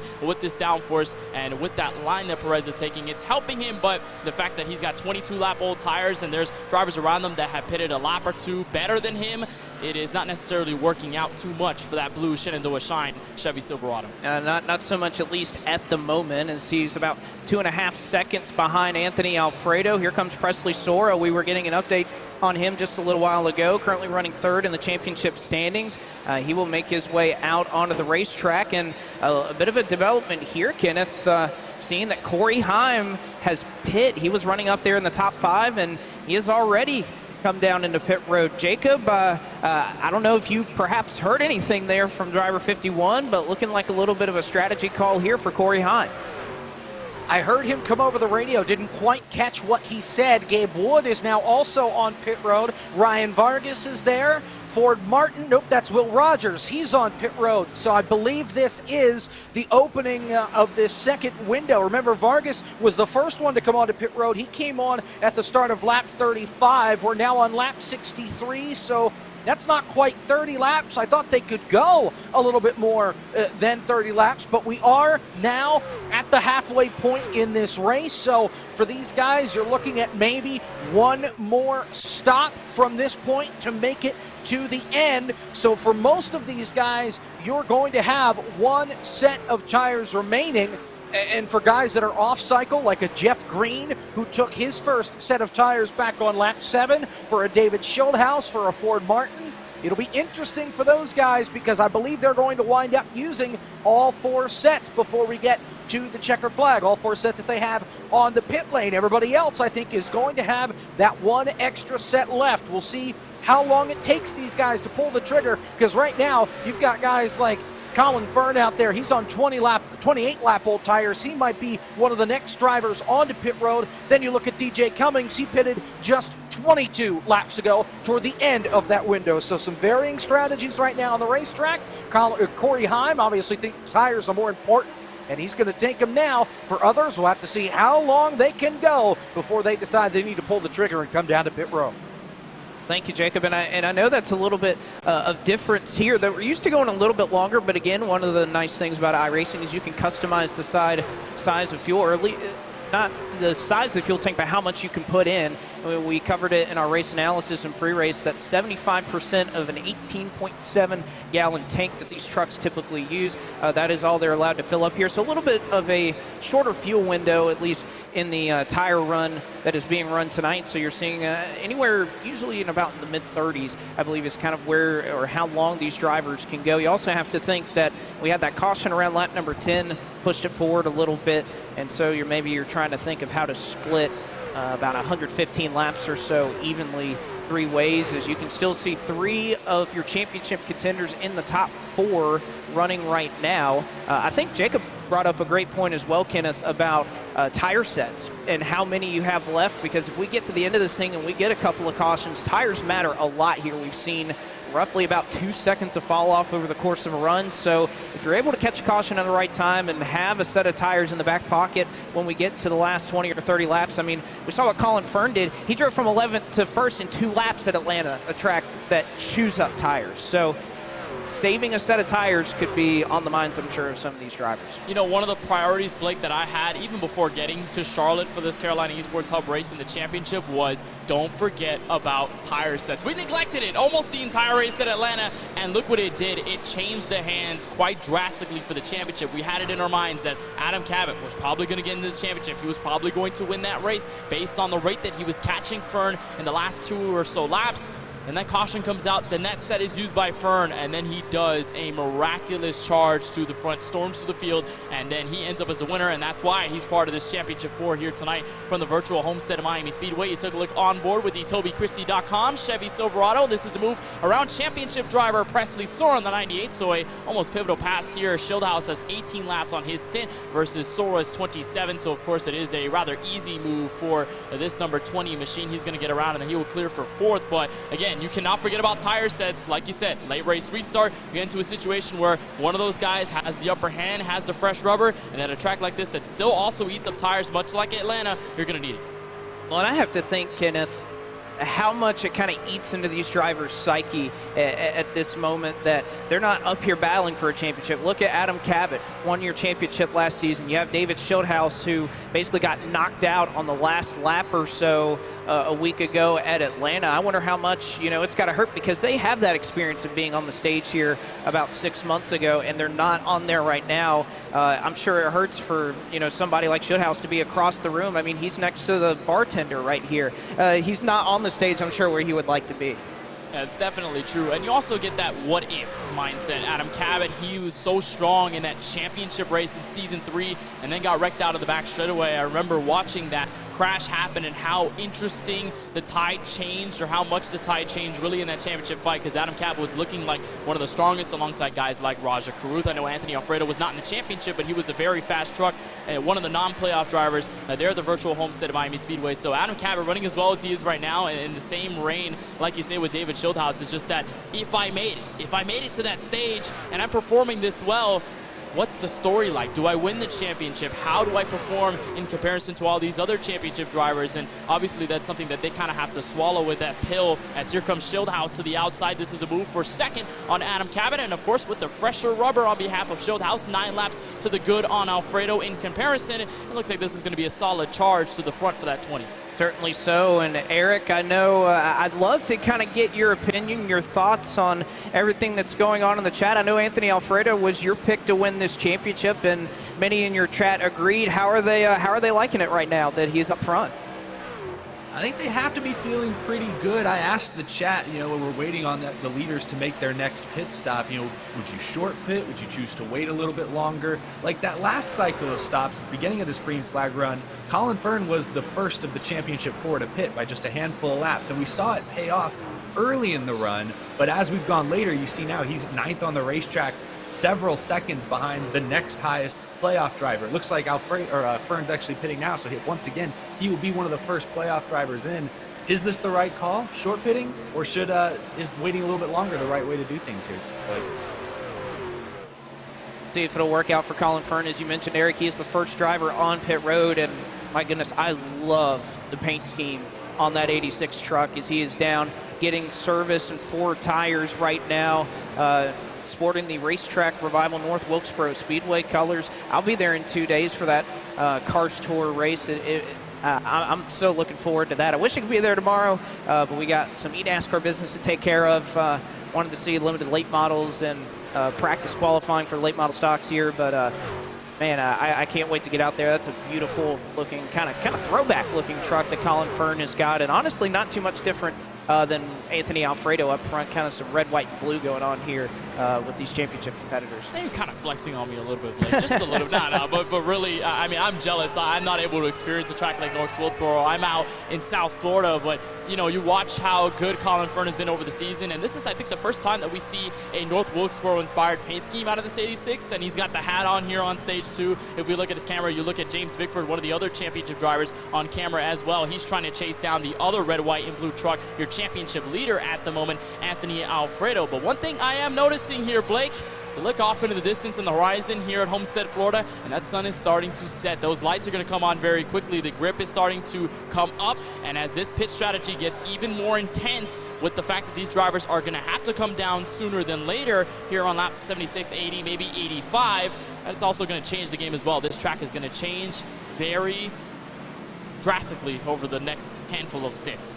Season started with the sunrise race at Daytona, and it ends with the sunset here at Homestead Miami Speedways. It's creating some beautiful scenes or a backdrop for these championship competitors. See Robbie Lyons making his way on the pit road. Travis Brown will also, as Alfredo has lost the race lead. David Schildhouse has gone by, and David Schildhouse will resume the race lead with 48 laps to go. And I was looking at the chat here myself, and they're quite as surprised as we are. This is really just clicking along here. Only been slowed by one yellow flag so far. So these championship races tend to be pretty clean here in Monday Night Racing. That's definitely true. Last season had the same thing. There wasn't a yellow. Obviously, this one had a very early yellow with Schildhouse on the back straightaway. But apart from that, I mean, the clean nature of racing with these drivers in person, it's definitely interesting to see how clean these races have gotten. But it's also been a trend, even when these guys have been remote, right? It hasn't necessarily been a surprise tonight from Homestead that there has been a lot of clean races. Look back to Legacy Texas Motor Speedway, the Xfinity cars. That race basically went all the way green. You think about the trucks at Las Vegas Motor Speedway. Apart from maybe some cautions in the early stages, that race went green all the way to the end. Atlanta, even though we had some woes in the first half of the race, that second half brought us a long green flag run with strategy as James Bickford locks the brakes up going on a pit road. It looks like there may be no issues on behalf of the 29. I was thinking that he may have just overshot it, but rather it was a perfect or near perfect entry right there for James Bickford as he becomes the second championship competitor in the midst of these green flag pit stops to come down and get service for his car. Looks like a relatively clean stop right there. 46 laps to go. You'd think that he can definitely make it to the end on fuel with that pit strategy. You can see right there the TobyChristie.com Chevrolet of David Schildhouse in first. Anthony Alfredo about a second and a half back down the road in second. I want to give a nod to DJ Cummings, though, running really strong right now in the fourth spot. Hasn't been the season I'm sure he would have hoped for. Was a part of at least the championship battle, made the playoffs this season, but unfortunately wasn't able to make it here to the championship four, but doing a solid job right now, running up there in the top five. You can see Bailey Turner has just cracked the top five with Adam Cabot making his entry down pit road. A couple other names in the top 10. I saw Jeff Green running there just a moment ago. He just came down pit road for service to his truck as well. And even Garrett Smithley right there. Top three at Atlanta and finished, or at least runs in sixth position right now. It's an opportunistic scenario for a lot of these guys as Bickford almost about hit the 10 of DJ Cummings, almost spun him around. Bickford on the fresher tires here, so he is basically moving his way through the field quite swimmingly. This is a change to bring him back to the lead lap, most likely, once he can get around your race leader in David Schildhouse, but he will get around the 23, and it won't be too long before he gets to that number 20 of David Schildhouse, roughly 2.5 seconds between that 23 and the 20. Some other drivers coming out of pit road. Adam Cabot, we saw him make that stop. He's out. He's merged back out of turn two on the back straightaway. Same deal for the 07 out of Crypto Autosport. Ford Martin in his black and blue Chevy Silverado. So those guys going to have some fresh rubber. Presley Sora now, Blake, making his entrance onto the pit stalls. You watch James Bickford continue to weave his way around lap traffic. Not necessarily the easiest task here at Homestead. Well, Bickford has a big moment. You can see DJ Cummings right there hitting the pit road commitment cone. We were just talking about him having a good run. That may not come to fruition as well. James Bickford, just a little bit ago, had a big moment right there. He almost ran in the back of someone, but he knew he could not afford a caution. That would be costly for his championship hopes. Jacob, what are you hearing down on pit road here? And there may be a couple of penalties handed out. Yeah, one and only one. Garrett Smithley, the rare speeding on exit of pit road. He was already in his box. He was roaring away. He got a little too aggressive as there goes Alfredo. He's down and away. Garrett Smithley getting a black flag for speeding, exiting pit road. DJ Cummings locked it up right behind Anthony Alfredo coming onto pit road. He knocked the inside cone down. He did not get a penalty, so he is all fine and dandy in that 10 machine. Now, I know you talked about fuel. We're looking at about 43 to 45 laps on fuel as they're 3 wide. Adam Cabot on fresh tires flying through the field off turn 4. Right now, with where we're at, Alfredo and Sora, they should be good, maybe want to save a little bit just in case. Same deal with Bickford. He's probably going to have to save. Colin Fern, pitted on lap 74.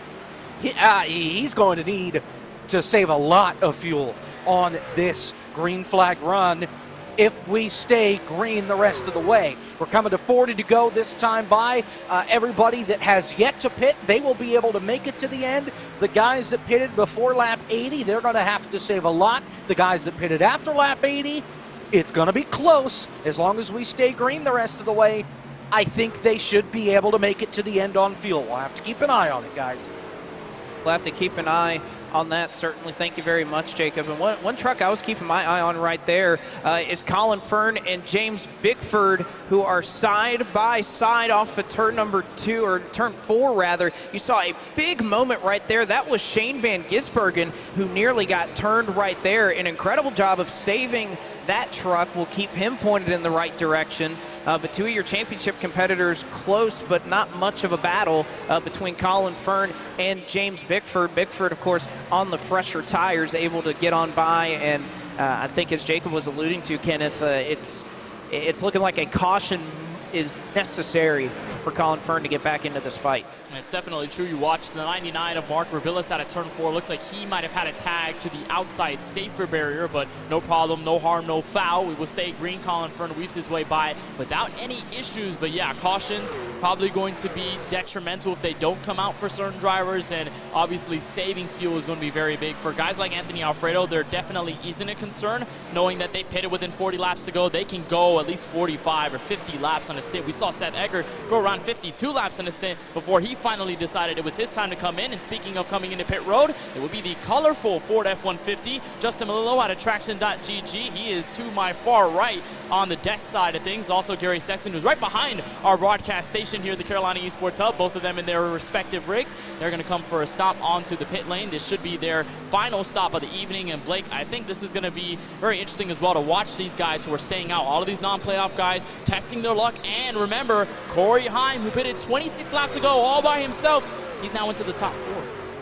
He's done a good job of making time up, especially on pit entry, getting in and off of pit road. And there's so much time to make up here at Homestead Miami Speedway because of the access road around turns 1 and 2. You can make up a lot of time if you're able to drive that well. Stay out of the grass, of course, but there is time to be made up on the exit of the racetrack, and Corey Heim certainly doing a masterful job of getting in and off of pit road to be able to make up time. Aside from just the strategy and perhaps pitting a little bit earlier, has been able to stretch that gap after coming down pit road a handful of times. Just saw Nick Olson out of the corner of my eye. He made his way onto pit road, and you can see it highlighted there on your screen. It turns the lead over for the moment to George Belfance Jr., who has yet to make his way onto pit road just yet. I believe he's one of the last drivers to make their way down. I think Mark Billis, Seth Eggert, another couple of drivers who haven't quite made their way onto pit road, but it's got to come soon. The fuel tank, I'm sure, running empty, and only have 36 laps to go. It's amazing how quickly this race is going by.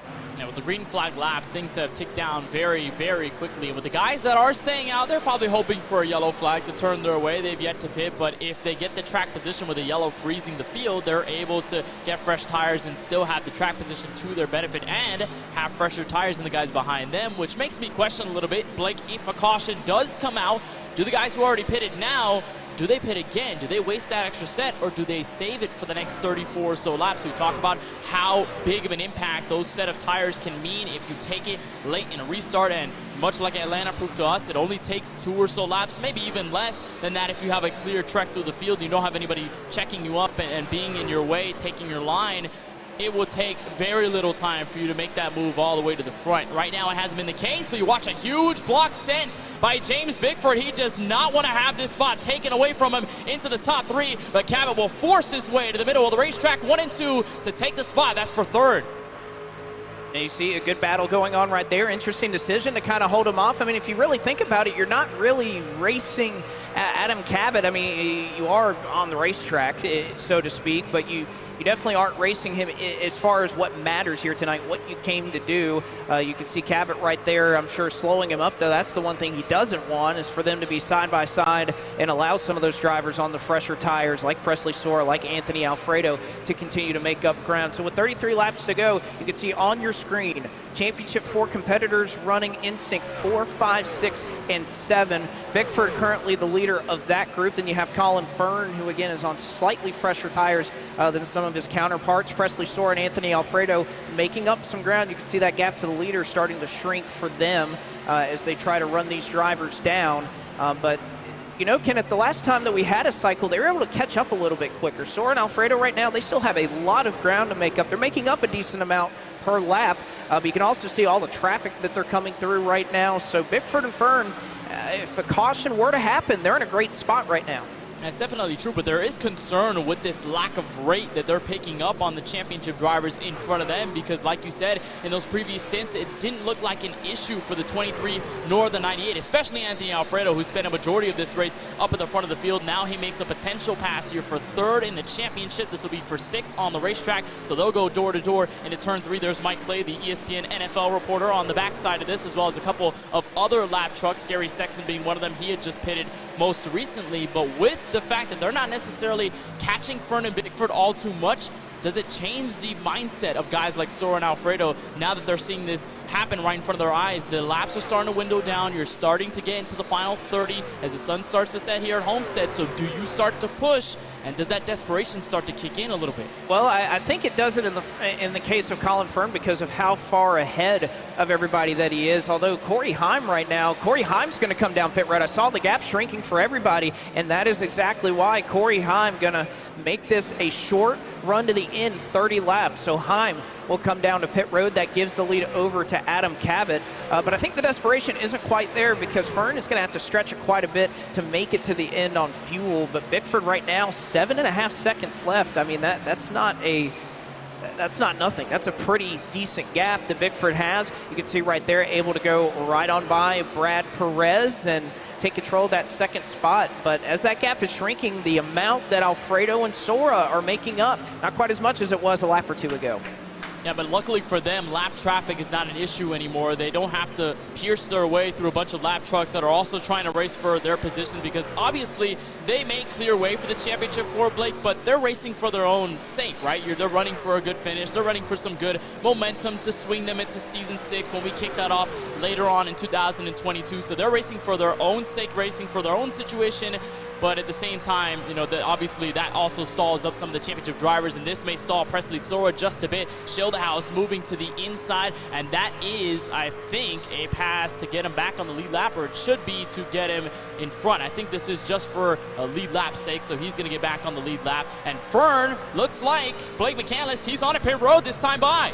And I think this is going to be his last time down, his last set of tires available for him. Jacob, what are you hearing down there on the pit lane as Colin Fern enters his pit stall?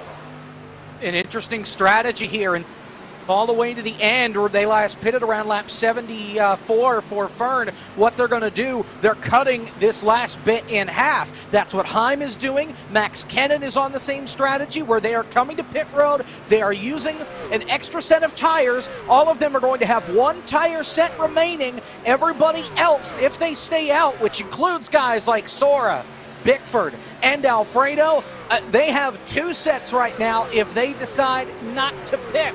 So for everybody, if we do somehow get a late race caution, they're going to have one more set to put on.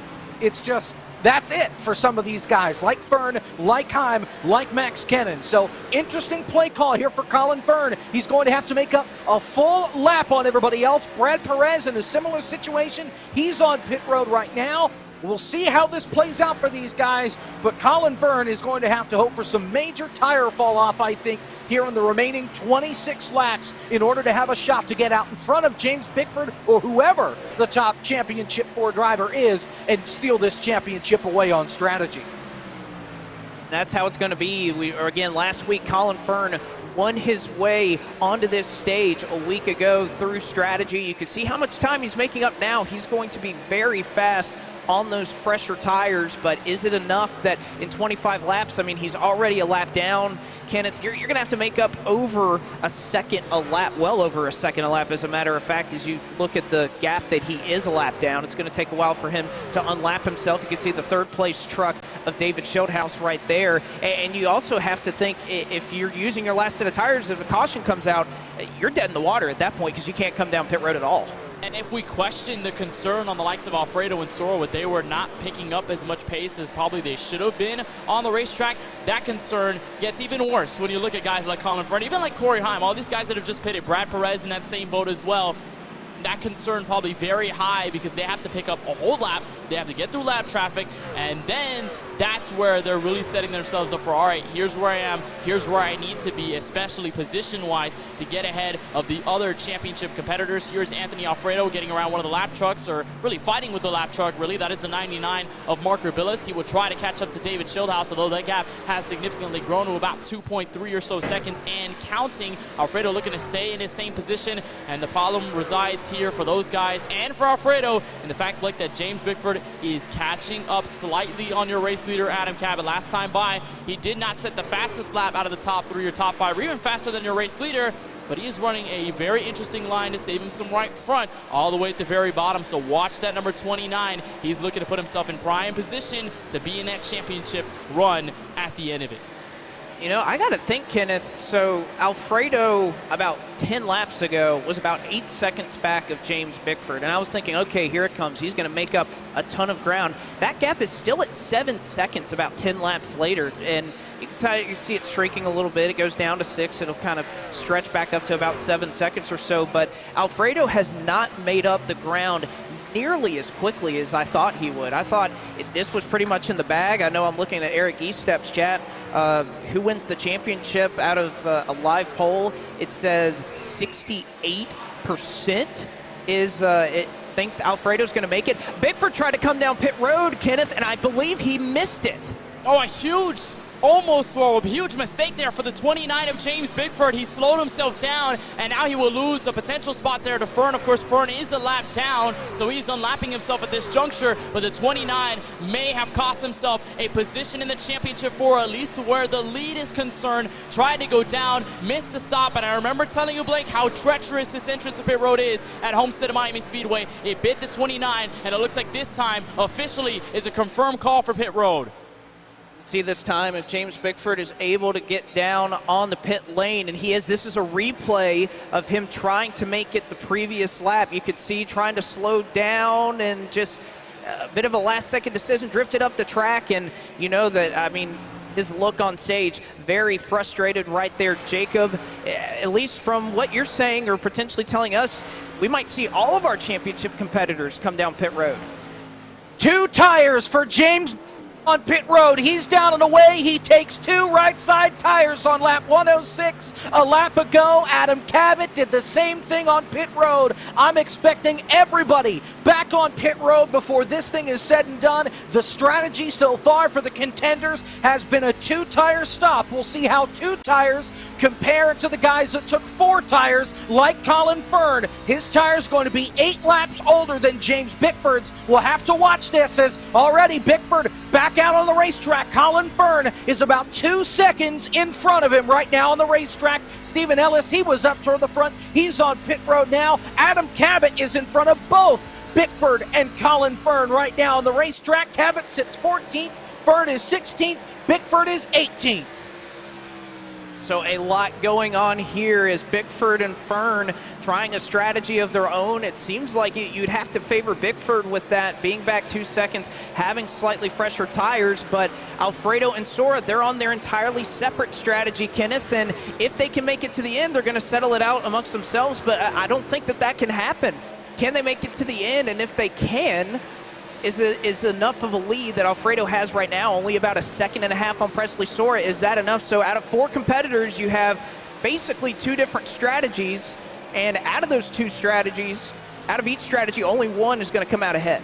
You've got 2 of the drivers, half of the championship for Blake in the catbird seat, and then the other 2 trying to chase their way back up to the championship lead. Alfredo has it clear for now. He has gapped the number 98 of Presley Sora quite a bit. It's opened up to about 1.8 seconds, so the concern definitely dwindling on behalf of the 23. But again, like Jacob mentioned, these guys are coming down pit road, and does that force Alfredo and Sora's hand? Are they looking at a potential stop in the final 17 or 16 or so laps here from the Homestead of Miami Speedway? This is where David Schildhaus crosses the line. He's a couple of seconds in front of Anthony Alfredo, 4.5 roughly, and closing going into turn 1. So if you're going to make this call, Blake, I think you're going to have to make it now, because you need enough time to get back up to the front. Colin Fern, James Bickford, they're already committed, but Alfredo and Sora, they're still kind of waiting in the ranks, seeing what they can do. But if they make this call too late, it could be detrimental to the championship. I think you're right. I think at this point you've kind of made your bed, and you got to lie in it. If you're Anthony Alfredo or Presley Sora, if you pit at this point, you're exactly right. You lose too much time coming down pit lane. But Colin Fern is still maintaining about a 2.5 second gap. It was even 3 seconds that last time over James Bickford. So car 29, or truck 29, I guess I should say, not making up nearly as much time as I thought. So right now, Fern, the lead of that strategy. And now Alfredo and Sora, that was about 1.5 seconds. Now it's ballooned to almost about 2.5 to 3 seconds. It goes back and forth. So Alfredo making up some ground on Presley Sora, and just 15 laps to go, Kenneth. We're getting down to the nitty-gritty here. Yeah, the time doesn't look like it's going to be in the favor of Fern or James Bickford at this point in time. And obviously with Fern making passes here, just made a pass on the 37 of Travis Brown, made a pass earlier on the 77 of Devin Henry. He's putting some distance between himself and James Bickford, having James work a little bit harder for the positions and to catch up to Colin Fern, despite him being really the faster truck, pitting the most recent out of all of the championship drivers and pretty much out of everybody on the track right now. I think at this point in time, at this point of the race, coming to 14 laps to go, like you said, Blake, if you made your bed, you got to lie in it. This is the point of commitment, the point of no return. Because again, if you make that mistake, that may mean your championship hopes are going to be dashed here from South Florida. You look at Colin Fern continuing to work through on the back straightaway. The next truck in line is the 53 of Justin Lillo. He's got to fight himself, I think, with another truck that may be the 4 of Brett Baldeck, holding out hope on the very high side. And then we look back to Schildhaus, 5.2 seconds ahead of Alfredo. No worries for Alfredo, though. He's still in the championship lead. But this pit strategy ultimately chipping down to the wire here from South Florida. There's a lot left to be decided here in the waning laps of this race, but I know Jacob kind of giving us some insight there, I believe. So when I was talking about Alfredo not making up ground on James Bickford, I think this is why they were saving a lot, saving a ton, whether it's tires, whether it's fuel to try to get to the end.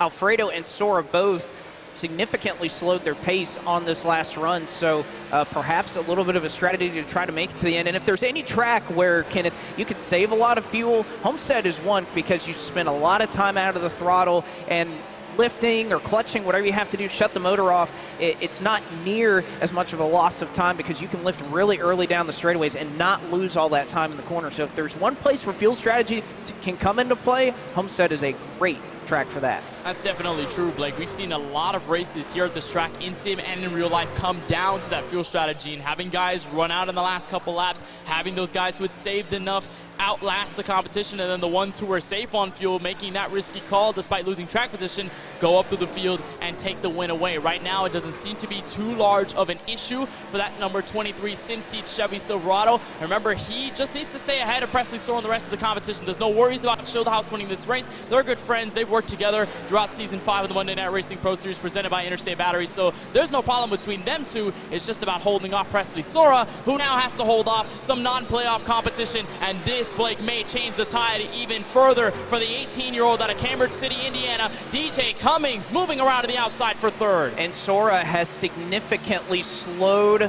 the pace as he, I believe, is trying to save. It's now up to 4 seconds. Now we have a battle between your other two championship competitors, between James Bickford and Colin Fern. Their strategy as well, they're getting just about nose to tail, so we really get to see how this thing shakes out. Can Alfredo and Sorrell make it to the end? And if they can't, is the other battle the de facto battle for the championship? That may be the case, but so far, Sorrell and company have not worried about Colin Fern and James Bickford. They may have a battle between themselves, but that will not matter at the end of the day. That's only going to be for third in the championship, and obviously you're going for all the marbles. You see on the right side of your screen what they're fighting for with the two drivers in the background. That is Colin Fern on the left, Anthony Alfredo on the far right for that Bob Jenkins Memorial Trophy. You look at Shieldhouse on the left, getting passed by a lap truck. That is the 41 for Crypto Autosport. Matt Stonek, who we saw on stage a little bit earlier on tonight in driver intro. Shieldhouse in the same camp, so he's holding out for the lead, 3.5 seconds. It looks like above your race leader, or the driver in second, DJ Cummings, and Anthony Alfredo. Actually, he shuffled to the race lead. Looks like Shieldhouse might have made a stop on pit road. David Shieldhouse, at least at the moment, appears that he may have made a trip down pit road. Actually, no, that was just he disappeared for a second. So interesting. He had a little bit of an internet blip right there. Meanwhile, we're at the Esports Hub and everybody else is okay. There you see David Shieldhouse reappear for your race lead.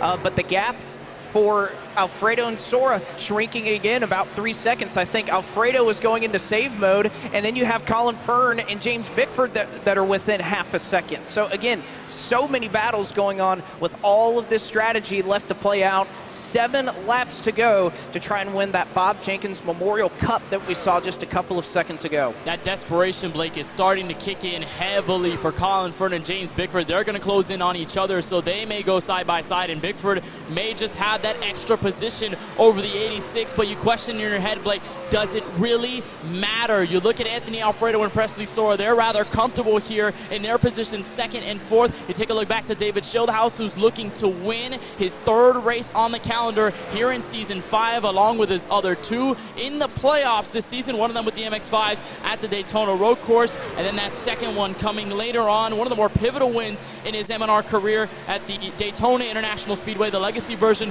with the ARCA cars. Here's a look at some tussles throughout the mid-pack. Garrett Smithley, Ford Martin, Adam Cabot, Brad Perez, almost about going 4 wide into turn 3. But like I said, Alfredo and company rather comfortable as Bickford will go to the outside into turn 4 on Colin Fern for 3rd in the championship. Oh, and Bickford nearly slipped up, got into the outside retaining wall off at turn number 4 as Colin Fern is fighting his heart out to try and hold off Colin Fern. Meanwhile, up front, Presley Sorrell is within about a second of your race leader, Alfredo. So this gap down under a second as Presley Sorrell chasing down the SimSeat Chevrolet. And do you wonder here, Blake, whether DJ Cummings has anything to say about it, because he's closing in on your race leader as well. He wants a win of his own here in MNR, and he is willing to take it away if necessary. He works to the inside, still on Anthony Alfredo, who looked to the outside in the middle of the racetrack in the corner, but can't quite do it. The eNASCAR machine of DJ Cummings holding his own as a non-playoff competitor. Schildhaus looking for 3 laps to go from Homestead, as here comes Sora, charging turn 3, closing in on your championship leader. The gap is down to about a truck length. Now it's about half a truck length. Presley Sora off of turn number 4 as the crowd to their feet here in Charlotte, side by side for the championship with 3 laps to go. Presley Sora being cheered on by his father, Steven, and he will take the lead over Anthony Alfredo. 2 questions, Blake. Does Anthony Alfredo have an answer? 1, and number 2, did he use up his tires knowing he was comfortable for the last segment of this race? Presley Sora looking to charge away from the sim seats number 23 and get his first championship in his first season. Alfredo with a send into turn 3 will edge him closer, but with 2 laps to go, is there enough time? Well, is there enough time, and is there enough fuel now? That's the question. As Sora, you can see, trying to manage that gap. 2 laps to go for the youngster who flew down here from Cambridge City, Indiana. You can see him right there, calm, cool, and collected, but a couple of laps left. Now Alfredo back with a charge off at turn 2. Kart 23 has a run down the back straightaway. It's not over till it's over. David Schildhaus, the race leader, is coming to the white flag, but the focus is on the battle for the championship. Both of them looking to the inside. Alfredo getting some dirty air on the back end of the 98. This time out of turn 4, white flag in the air from Homestead, Miami. It's going to take the lap of his life as Presley Sora takes the white flag in the 3rd position. Down into turns number 1 and 2 for the final time here in Season 5. Presley Sora hanging on, but Alfredo a little bit of momentum off the corner. A big run for the 23 machine. Does he make a move here into turn number 3? Presley Sora to the bottom. Alfredo, they make contact. Sora up the track as the crowd goes wild. They're going to be side by side off the corner, and they're going to crash. Who is going to get back to the line first as Alfredo is spun around? Sora trying to get going, and Alfredo on his lid, turtling across. Sora's going to get there first. Presley Sora, I believe, crossed the line.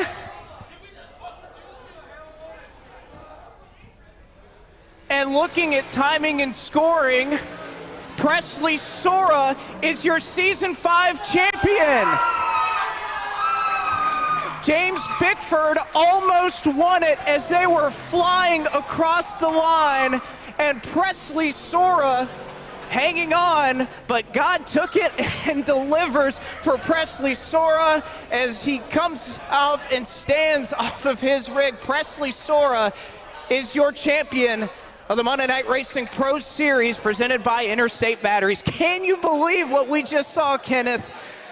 No. A large no. And Alfredo tried dearest to make the move on Sora. They made the contact, and it looked like it might have been over contact-wise between the two. Also to know, David Schildhaus is your winner, but they come crashing to the line out of turn 4, both of them catching air, and it's Presley Sora, the rookie, the 18-year-old in his first championship 4 appearance, to the checkered flag first, and he will hoist the Bob Jenkins Memorial Trophy for the very first time. And you can see the family is happy, and Darren, I think we have a happier driver as Presley Sora is your Season 5 champion. Presley Sora, my man, what did that was Petty 1976, Petty Pearson. Holy cow, man. What I don't have words. Do you have words? He moved me, so I moved him back. I think you made a lot of fans tonight. I mean, that is a NASCAR Xfinity Series driver, and you just won as a rookie in your first go. I mean, that's what it means to be a rookie. A lot of people were picking you, and it came down to the last lap, man. Impressive racing tonight. Yeah, the whole race I was saving tires, and that last run, I think I clutched it just about every corner of the entire last run. I got to thank Robert Dorman above anything else in the world for putting me on that fuel strategy. He was my spotter and crew chief at the same time. He told me my fuel number, what I needed to hit every lap, and he kept me calm when I didn't think I was going to get it. And slowly but surely, those last 5 laps, I was just running Anthony down. I was like, oh man, I'm catching him, because he had a big lead on me, and I ran him back down. you just hopped out in victory lane. Like, who do you have to thank? I know Mom and Dad. We put Dad on TV midway through the race. You were running mid-pack at the time, second in the championship at the time. He had no doubt in your abilities that you were going to get the win, and you came through in one of the most exciting finishes that I've ever seen. Yeah, well, first off, I have to thank whoever it was that hit me across the line, because if I wouldn't have gotten hit across the line, I wouldn't have won. But I got to thank ClubJerky.com, McConey Setup Shop, 213 Simware Design, Runnings Racing Design, Skybox NASCAR, Sim Racing Channel on Roku TV, B-Blaze Vintage wearing the shirt, James Gibson, he was on the car as well, just everybody. And Ford, Matt, everybody for putting this on. This is an awesome league, and I don't know what I'm going to do on Monday nights now. My Monday nights are free, and I don't know what I'm going to do. Hey, well, I'm sure you'll be returning to Season 6 champion. There was a bottle of champagne floating around here earlier. I joked that we should probably get a bottle of milk for the boy from Indiana to celebrate in victory lane. I don't think anybody ran out and get that. We'll have to see what we can do. At least celebrate with some Rowdy Energy drink. All right, bud? Yep. Love Rowdy Energy. They were the title sponsor last year, and this is orange citrus. This is my favorite flavor. And then thank you to Interstate Batteries. Next Level Racing for this simulator here. I think I get a new one now that I'm the champion, so I'm good. Hey, he's always going to be a champion in Monday Night Racing history. Season 5 champion, Presley Sora. We're going to send it back to the booth. There was a race that went on, too, and there's a race winner. The guys are standing by in the booth with him. We're gonna take a look at it one more time, as this is the replay of the final lap. As you can see, Anthony Alfredo in desperation sends it in, makes a little bit of contact with Presley Sora, but this is where it gets crazy. So Alfredo Sora made contact hard into the wall.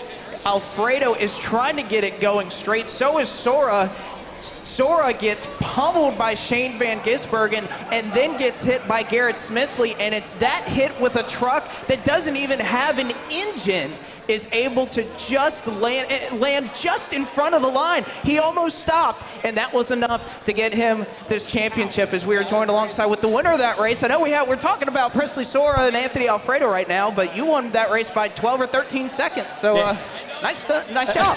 Yeah, this feels like the most meaningless win in the history of wins, but I'll take it. I love winning, and it's great to win. That's a crazy finish, certainly a lot crazier than what we saw at the end of Season 4. I really wish I was up on that damn stage, because, but I'll take it. I'll take it. A win, third of the season to wrap up this season with TobyChristie.com on the truck. Back to our roots. Really happy to win for him. Wish he was here tonight. He's recovering from COVID, so shout out to Toby. Wish you were here, but damn.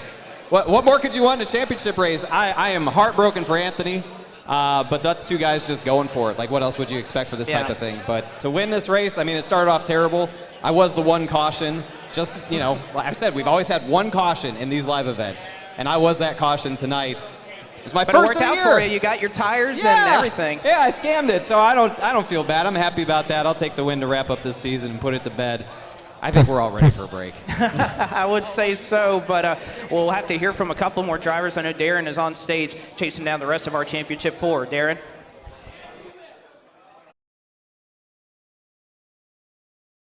And what actually just happened. Let's kick it off with James Bickford. We're still debating right now whether you're second or third in the championship, man. Great run tonight, and how exciting was that at the end?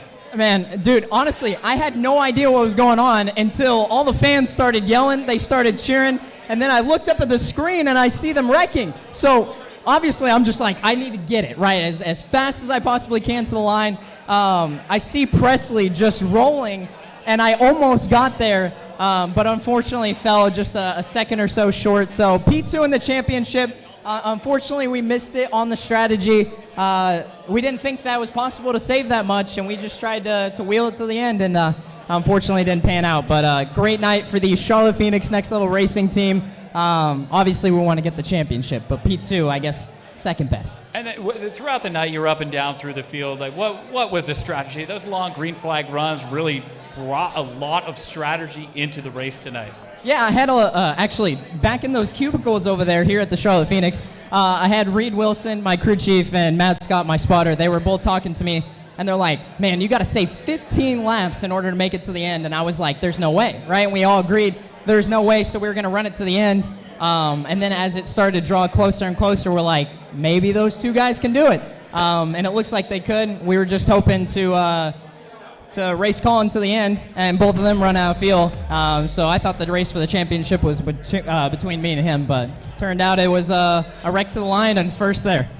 Hey, before we get out of here tonight with you, any sponsors, team want to thank?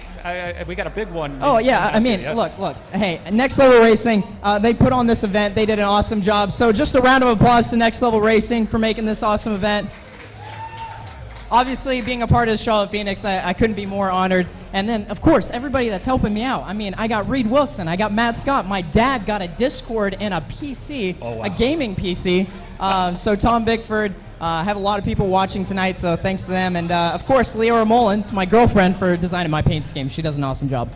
Hey, James, thanks very much, man. We'll see you back next season, Season 6, Monday Night Racing. Colin Fern, I'm sure you'll be back too, but I see the look of disappointment on your face. Heck of a run tonight, man, but just a little bit short. Those long runs seem to burn everybody, yeah? Yeah, I sucked tonight. I couldn't save tires with anything. It's so tight. Everyone's on the same setup, so there's no one to blame but myself, but I just couldn't save tires. And yeah, I don't know. I thought we had a shot there if I could hold off James, and he got into me one time, and I got into him one time, and he stayed in front of me, so I wasn't going to keep going at it. And then yeah, they just went stupid there at the end. I don't know what they were doing. So got close, and I don't know. This is the second time here, and I think it's the second time I finished third. So I probably should figure out how to win one of these once. Absolutely, man. Hey, what else would you have done different tonight? Any different strategy? Taking tires at a different time?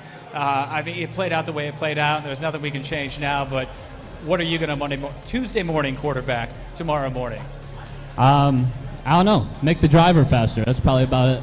Hey, driving faster would always help out. One last shout out to your sponsors. Let's get Wilkesboro. Yeah, no, it's really cool. North Wilkesboro, Cars Tour. They're going to have a phenomenal event up there Wednesday. So everyone, if you can't tune in to Racing America. Watch that. I got a bunch of people back home in Norwich, New York at the Colonial Theater watching this. So sorry we couldn't put a better show on for them. But yeah, there's always next season. Hey, thanks very much, Colin. Colin Fern, ladies and gentlemen, the pride of Norwich, New York.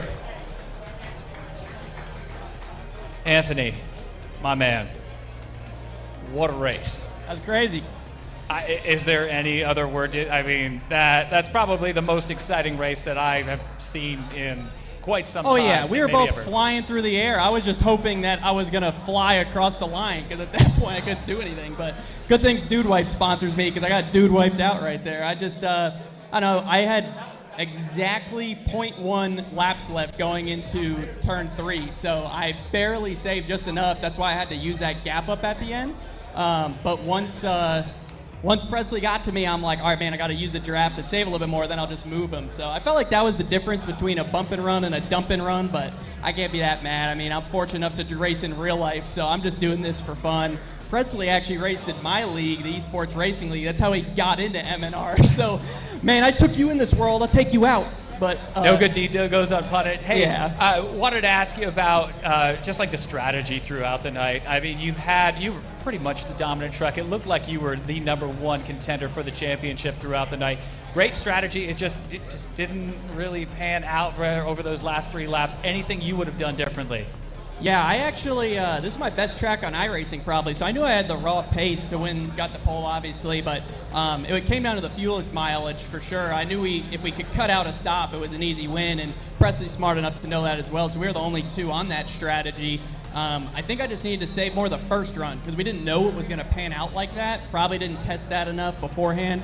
So I saved about 2 laps the last 2 runs, but I needed to save just one more, really that first run, and I wouldn't have had to give up that lead at the end. So it should have been an easy dub. I hated I had to save that much at the end, and that ultimately cost me. But, well, you had right hook on it, but it is what it is. I'm ready for next season. And we know there's no solace in second, but we know how big of a sim racer you are and how important this could be for the sport. I mean, a great finish like that is probably going to be talked about.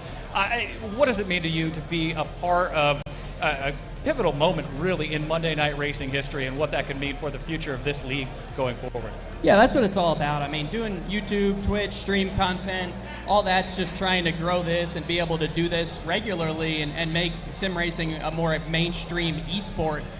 So it's been fun to be a part of that. Racing for a championship's just a bonus, but really I just want to see anybody up here being a part of it and seeing this on a much more larger scale, you know, across the country. Awesome. Anthony, anybody you want to thank before we get out of here tonight? I gave everybody else the chance to do so. So let's hear about your sponsors. Yeah, well, SimSeats first off for sponsoring me pretty much all season. Obviously, bringing me a simulator down just like my one at home, so I was comfortable. That was a huge advantage for me tonight. Just I felt like that was my competitive edge. Very comfortable there. And then XZ Gaming for being a part of their esports organization. And all my real world sponsors who make it possible for me to be doing this in real life on the track, but also supporting me as I do this. Awesome. Anthony Alfredo, ladies and gentlemen, thanks very much for coming out tonight, and I appreciate your time. Gentlemen in the booth, back to Kenneth and everybody in the booth. Thank you, Darren, and we will catch up with the trophy presentation of the Bob Jenkins Memorial Trophy here in just a little bit. But first, Kenneth, I mean, have you ever seen a finish like that, real or virtual, in your life? I mean, never yeah. in my days of covering sim racing and even watching real life racing on TV, I've never seen a championship go down quite like that. I have seen Senzen turn 3, so I wasn't surprised to see Alfredo do that. Of course, he's running for the championship. You're going to go for all that you can in the final corner, but for them to make contact right after and then to go flipping across the line, to have a bunch of other drivers pass through. DJ Cummings, by the way, he came through to finish second, so a miraculous effort for him. Adam Cabot, he swerved by all of that. He finished third, but still, I've never seen a finish like that. For a championship ever before, it's a first. It's insane to think about. So Alfredo obviously drives in and makes a little bit of racing contact. He's going for a championship right there, gets into the back of Sora. Sora gets into the wall, and then after that it's who gets hit first, because Alfredo spun around. I don't know if Sora has an engine at that point, so if Sora hangs on, I think you gotta send flowers or something to Garrett Smithley. He's the one who gave him the T-bone that was enough to land him just across the line to get that championship. And you also think about it too, they're moving out of turn 4. Alfredo makes that contact, he hits Sora, and it's a game of momentum. Who has to run out of the corner? Because I mentioned how long these corners are at Homestead Miami Speedway. You have a little bit of leeway before you officially get on that straightaway, so at that point it's just a battle for who has the run and where. And Alfredo and Presley Sora were looking to make contact with the others so that they can stall the other guy and make sure they have enough of a run to get onto the front straightaway, cross the stripe with Barney the Flagman, and get the championship. But when you're running in the heat of the moment like that, for a championship, you're on stage, you know what's at stake, you're in person, you know what is worth there in the middle of the stage with the Bob Jenkins Memorial Trophy. You're willing to do anything. So frankly, I don't blame these drivers for trying their hardest to go for the championship. They're definitely, as aggressive as they can be when it comes down to that, and ultimately that's the finish we got. Well, and not only that, you have James Bickford and Colin Fern, who again, they're about 12 seconds behind all of this happening, and the reason that we were kind of delayed right there is I didn't know who crossed it first, because Bickford could have flown by. We were trying to watch it in the sim, watch our production feed and everything, and it was hard to know. Timing and scoring didn't update for a little bit. There was a lot going on. You had Anthony Alfredo, who got hit down pit road. Now, that did not affect who crossed the start-finish line first, even if you could say, well, Alfredo shouldn't have gotten a penalty. As far as who crossed the line first, it was Presley Sora, at least for now. At least for now, Presley Sora is the champion. And what a story it is, Blake, for Sim Racer. He qualified into this series earlier in February 2022, literally right after we had our M&R Championship event here at the Carolina Esports Hub, where we crowned Adam Cabot the champion of Season 4. A couple days after, they had the Road to Glory Championship, same combo Xfinity cars at Auto Club Speedway, and it was Presley Sora who dominated the end of that race. It looked like it was an emphatic exclamation mark on the season he had put together.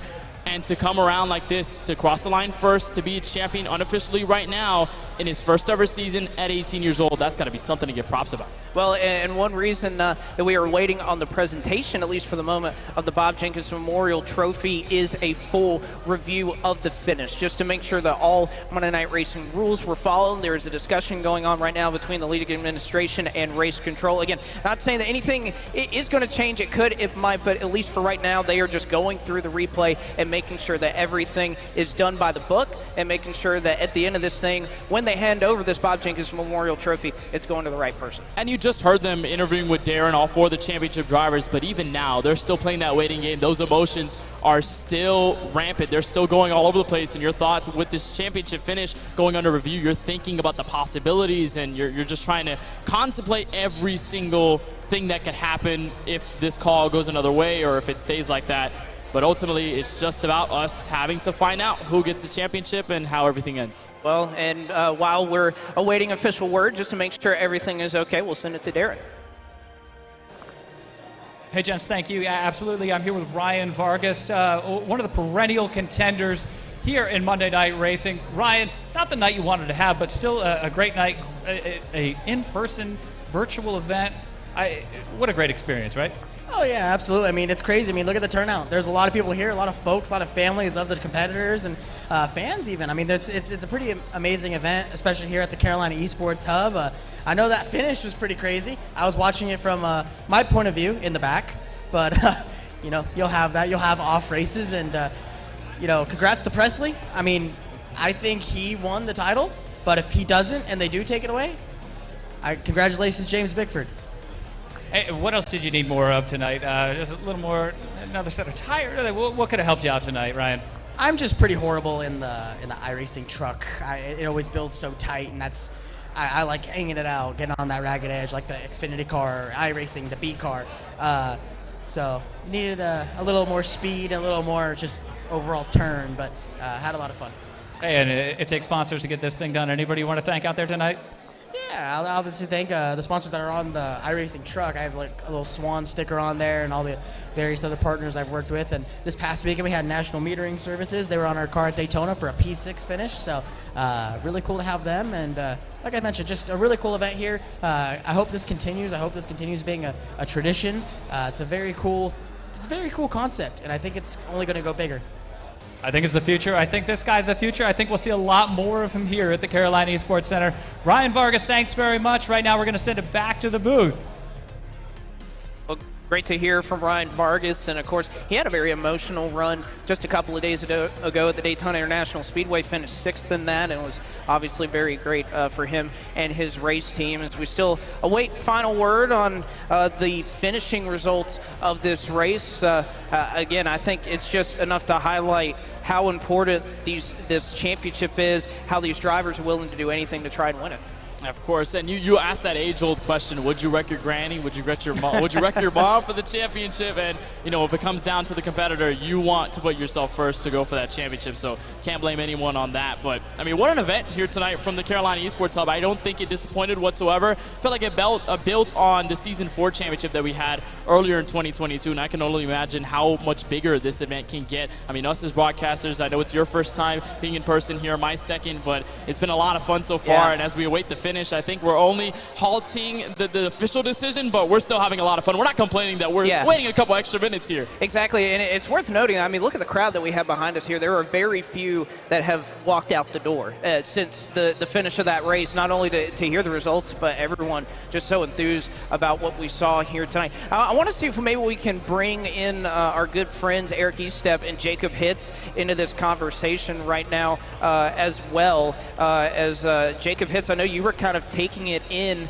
all from pit road and a lot going on right there. I mean, kind of what are your thoughts on the end of this thing? Finish. I cannot believe what we saw. I still can't process everything that we've been going through with that finish. A wild finish. No doubt about it, and of course they're just going through making sure everything is all good as far as the finishing results before we get official word for sure. But it has been a long night, and for the guys in the championship 4, they slugged it out all the way to the end, and I didn't think Alfredo was going to move Sora when he sent it in that deep into turn number 3. But sure enough, he made the move, made the contact, and you heard from Sora himself saying, I got moved, so I made sure to move him back. I thought Bickford had the best shot coming through turns 3 and 4, but sure enough, Garrett Smithley there to push Presley Sora across the line first. Bickford just coming up maybe about a second and a half too short. And I really thought that Colin Fern had the strategy won with those 4 fresh tires. And just the guys in front were able to save just enough gas in order to make it to the end. So it sucks for Colin Fern because I really thought the strategy was going to work for him for 2 weeks in a row. It almost worked, though, for James Bickford. And we'll know for sure once we have an official ruling on the finish. But in the meantime, Presley Sora, is strong out of the gate, strong all season. No surprise that it looks like he's our MNR Season 5 champion, Blake. Are pointing out that would be the second back-to-back winner from the Road to Glory series. 2 alumni from that. Adam Cabot would have had it in Season 4, and of course Presley Sora, should he hang on, would get it in Season 5. But let's see if we'll try to wrap in a couple of thoughts here from a couple of different drivers. How about we throw it to Darren, who's caught up with some more. On center stage of the Carolina Esports Center with like the one thing that is certain tonight. David Chillhouse, number 20, winner. How's it going, man? Great. Like, at least you're a certain thing, right? In a world of uncertainty, I guess I'm the one certain thing, and I'll take that. It's a win for the race that nobody cares about, right? Yeah, nobody cares that I won? Some fans. You got some fans out there. All right, that's a little bit different than we actually crossed the checkered flag. Nobody cared then, but this is a lot different at the end of Season 4. But to be up here as the winner feels good. Wish I had that little trophy right there in my hand, but that'll be for Season 6. What a crowd. Thank you, everybody, for coming out to support this. See a lot of great people out here. I see Tommy Joe Martins over there, too. Hi, Tommy. Thanks for coming. But, yeah, great night. Unbelievable fight between the championship drivers, and I'm glad I just stayed out of it. I'm hearing from the booth right now. We do have a replay of your win. If we could just live react through that, just like they do on Sundays. So I'm assuming it's going to pop up on the screen right behind us, and you can just talk us right through that win. Yeah, that's not me. But that's still the race that everybody's talking about, and not your win. Yeah, absolutely. Yeah, welcome to my life. Well, it looks like Presley goes down to block, and Anthony says, I don't think so. Gives him that bumper. Okay, cool. Short track racing at Homestead. All's fair in love and war right here. Anthony comes up off the bottom a little bit. Right in the wall. And then it's about, I was in Discord with Anthony, and he's like, trying to get it back rolling. He's like, did he get to the line? Am I getting to the line? What's going on? And then, pow! Holy damn! That is just, what a way to win a championship right there. Anthony gets yeeted onto pit road, and I guess Presley crossed the line after getting pile driven by 2 trucks. Cool. Now you can see why everybody's still talking about it. Anyway, gents, we're still talking about it up here. We are going to send it back to the booth, as David Chillhouse is certainly the winner of the Monday Night Racing finale.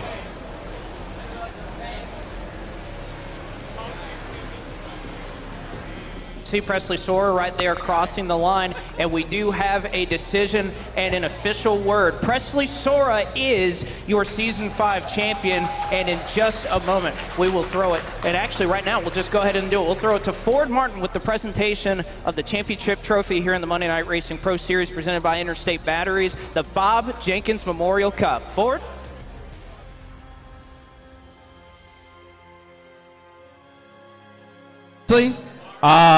Congratulations on behalf of Monday Night Racing. We took a little bit to make sure it was all right.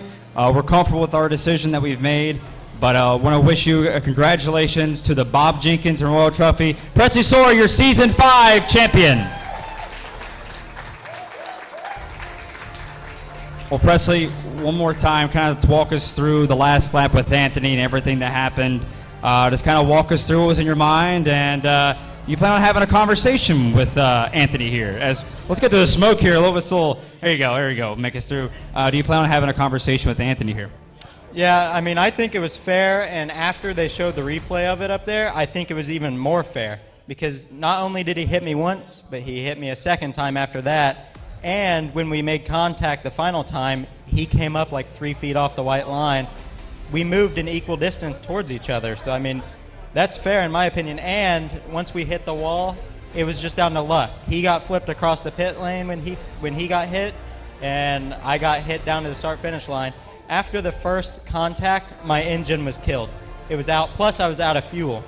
So if I wouldn't have gotten hit both those times, I was not going to make it to the line.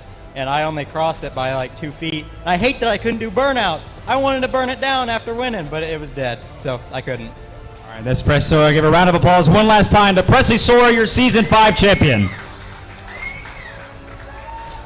Blake, back to you guys.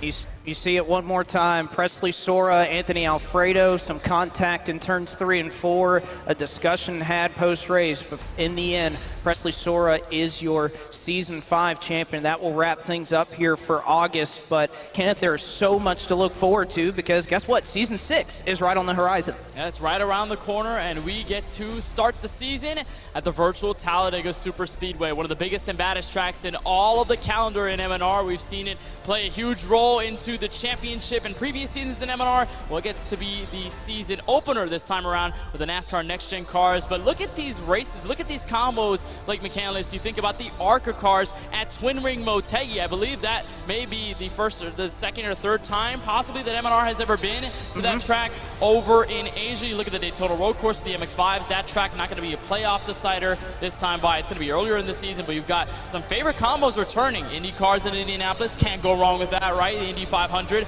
on December 5th, 1987 cars at Michigan. And then that's a good one. A lot of these different combos. Look at Canadian Tire in here with the next gens. That ought to be really fun, and I mean, personally, again, I just love those 87 cars so much, so happy to see them on the schedule. How about the Car of Tomorrow Unrestricted at Talladega? Oh, yeah. The race to get into the playoffs, that ought to be incredible as we now see what is now the official running order. So David Schildhouse, your winner, DJ Cummings, perhaps a little bit of a quiet second place with everything that was going on here tonight. Adam Cabot, your Season 4 champion, in third. Corey Heim, Brad Perez rounds out your top 5. A couple other drivers on that strategy, Bailey Turner, Nick Olson, Presley Sora, who was in 8th position. Cannot believe that 8th is what got it done for the championship tonight, Kenneth, but that's how things shook out. And you look at the last two in the top 10, George Balfans Jr. Didn't see him much all throughout tonight, but look at the comeback he made. Also, Preston Pardis in the 42. Also didn't talk about the Florida native as well, but they both ended in the top 10. But again, I talked about the fact that points not in the conversation at this championship event. All you have to do is finish ahead of the other 3. And Presley Sora, despite him finishing 8th, that's all he needed. Everybody else was behind him. James Bickford, the second out of the championship 4. As of the race results, he finishes in 11th for Charlotte Phoenix. Colin Fern, who was behind James Bickford, we saw that pivotal pass in the final winning laps of tonight's race. He finishes 12th. With the wreck that happened between Sora and Anthony Alfredo, that pushes Anthony Alfredo back to 13th, last in the championship 4 category. And you look at Justin Lillo, who puts up a nice solid top 15 here tonight from Homestead of Miami Speedway. Max Kennan in the 21. We saw him almost have some temperature issues earlier in the race, but overcame all of that, finishes in 15th. Jeff Green, we saw him make a nice move through the field multiple times on end. Very quick truck on behalf of him. He finishes 16th. It'll be 17th for the 57 of Seth Eggert. Seminole, Florida's Robbie Lyons, the Season 3 champion. He is the first truck 1 lap down in 18th, followed by Crypto Autosports' Mark Rabilis in 19th, and rounding out your top 20, La Mirada, California's Ryan Vargas.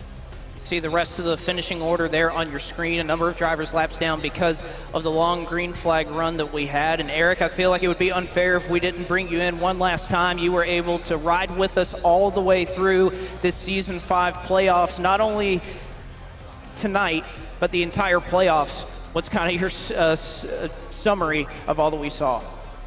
Yeah, I've just been trying to process for the last 15-30 minutes here exactly what we just witnessed. But no, talking about the whole 7-week stretch here with Monday Night Racing, it's been an absolute honor to help be a part of the show with you guys. Blake, you, Kenneth, Jacob, y'all are best in the business, do a fantastic job every single week. And then the racing action on track was astounding. Wide variety of vehicles, different tracks. We saw strategy races. We saw crashes at the end. And for it all to come down to that championship finish. No fuel, no engine in the truck, his opponent flipping onto pit road, but Presley Sora gets the win regardless. Like, we joke in real world NASCAR that just wait 1 week, something goofy is going to happen. It just seems to be the nature of stock car racing. But boy, did we see that tonight in the sim. The 2 most deserving drivers competing down the stretch, contact, hurt feelings, tempers, And Presley Sora, the rookie, gets it done in the most dramatic of fashion. So I want to thank you guys for bringing me on board these past 7 weeks. It's been a blast, and I hope everyone watching at home got a kick out of this championship fight. I know I had a ton of fun helping bring the action to everybody. And again, we hope that in February for season 6, maybe we see Eric Eastep make his way to North Carolina or so. I mean, I may need a little bit of a booster to make sure we're kind of eye level with each other, but nevertheless, would love to see Eric. And again, we appreciate him and, of course, his entire community joining us here for the Monday Night Racing Season 5 Championship presented by Interstate Batteries. So for a wrap here for all of us, for Ford Martin and Paul Sutton at Monday Night Racing, Josh Mendoza in Race Control, Gary Sexton, John Theodore at Podium Esports, our camera builder Gary Sexton, our overlay builder Michael Hall, Cameron on our social medias tonight, and for our broadcast crew tonight, and so many that made this possible on our production crew, our pre-race host Eric Eastep, producer Ryan Bauer and Zach Johnson, and my colleague in the broadcast booth and on pit road, Jacob Hitz and Kenneth Bueno. I'm Blake McCandless saying so long from the Charlotte Esports Hub in Charlotte, North Carolina. It was a thriller, and it was won by Presley Sora, your Season 5 champion.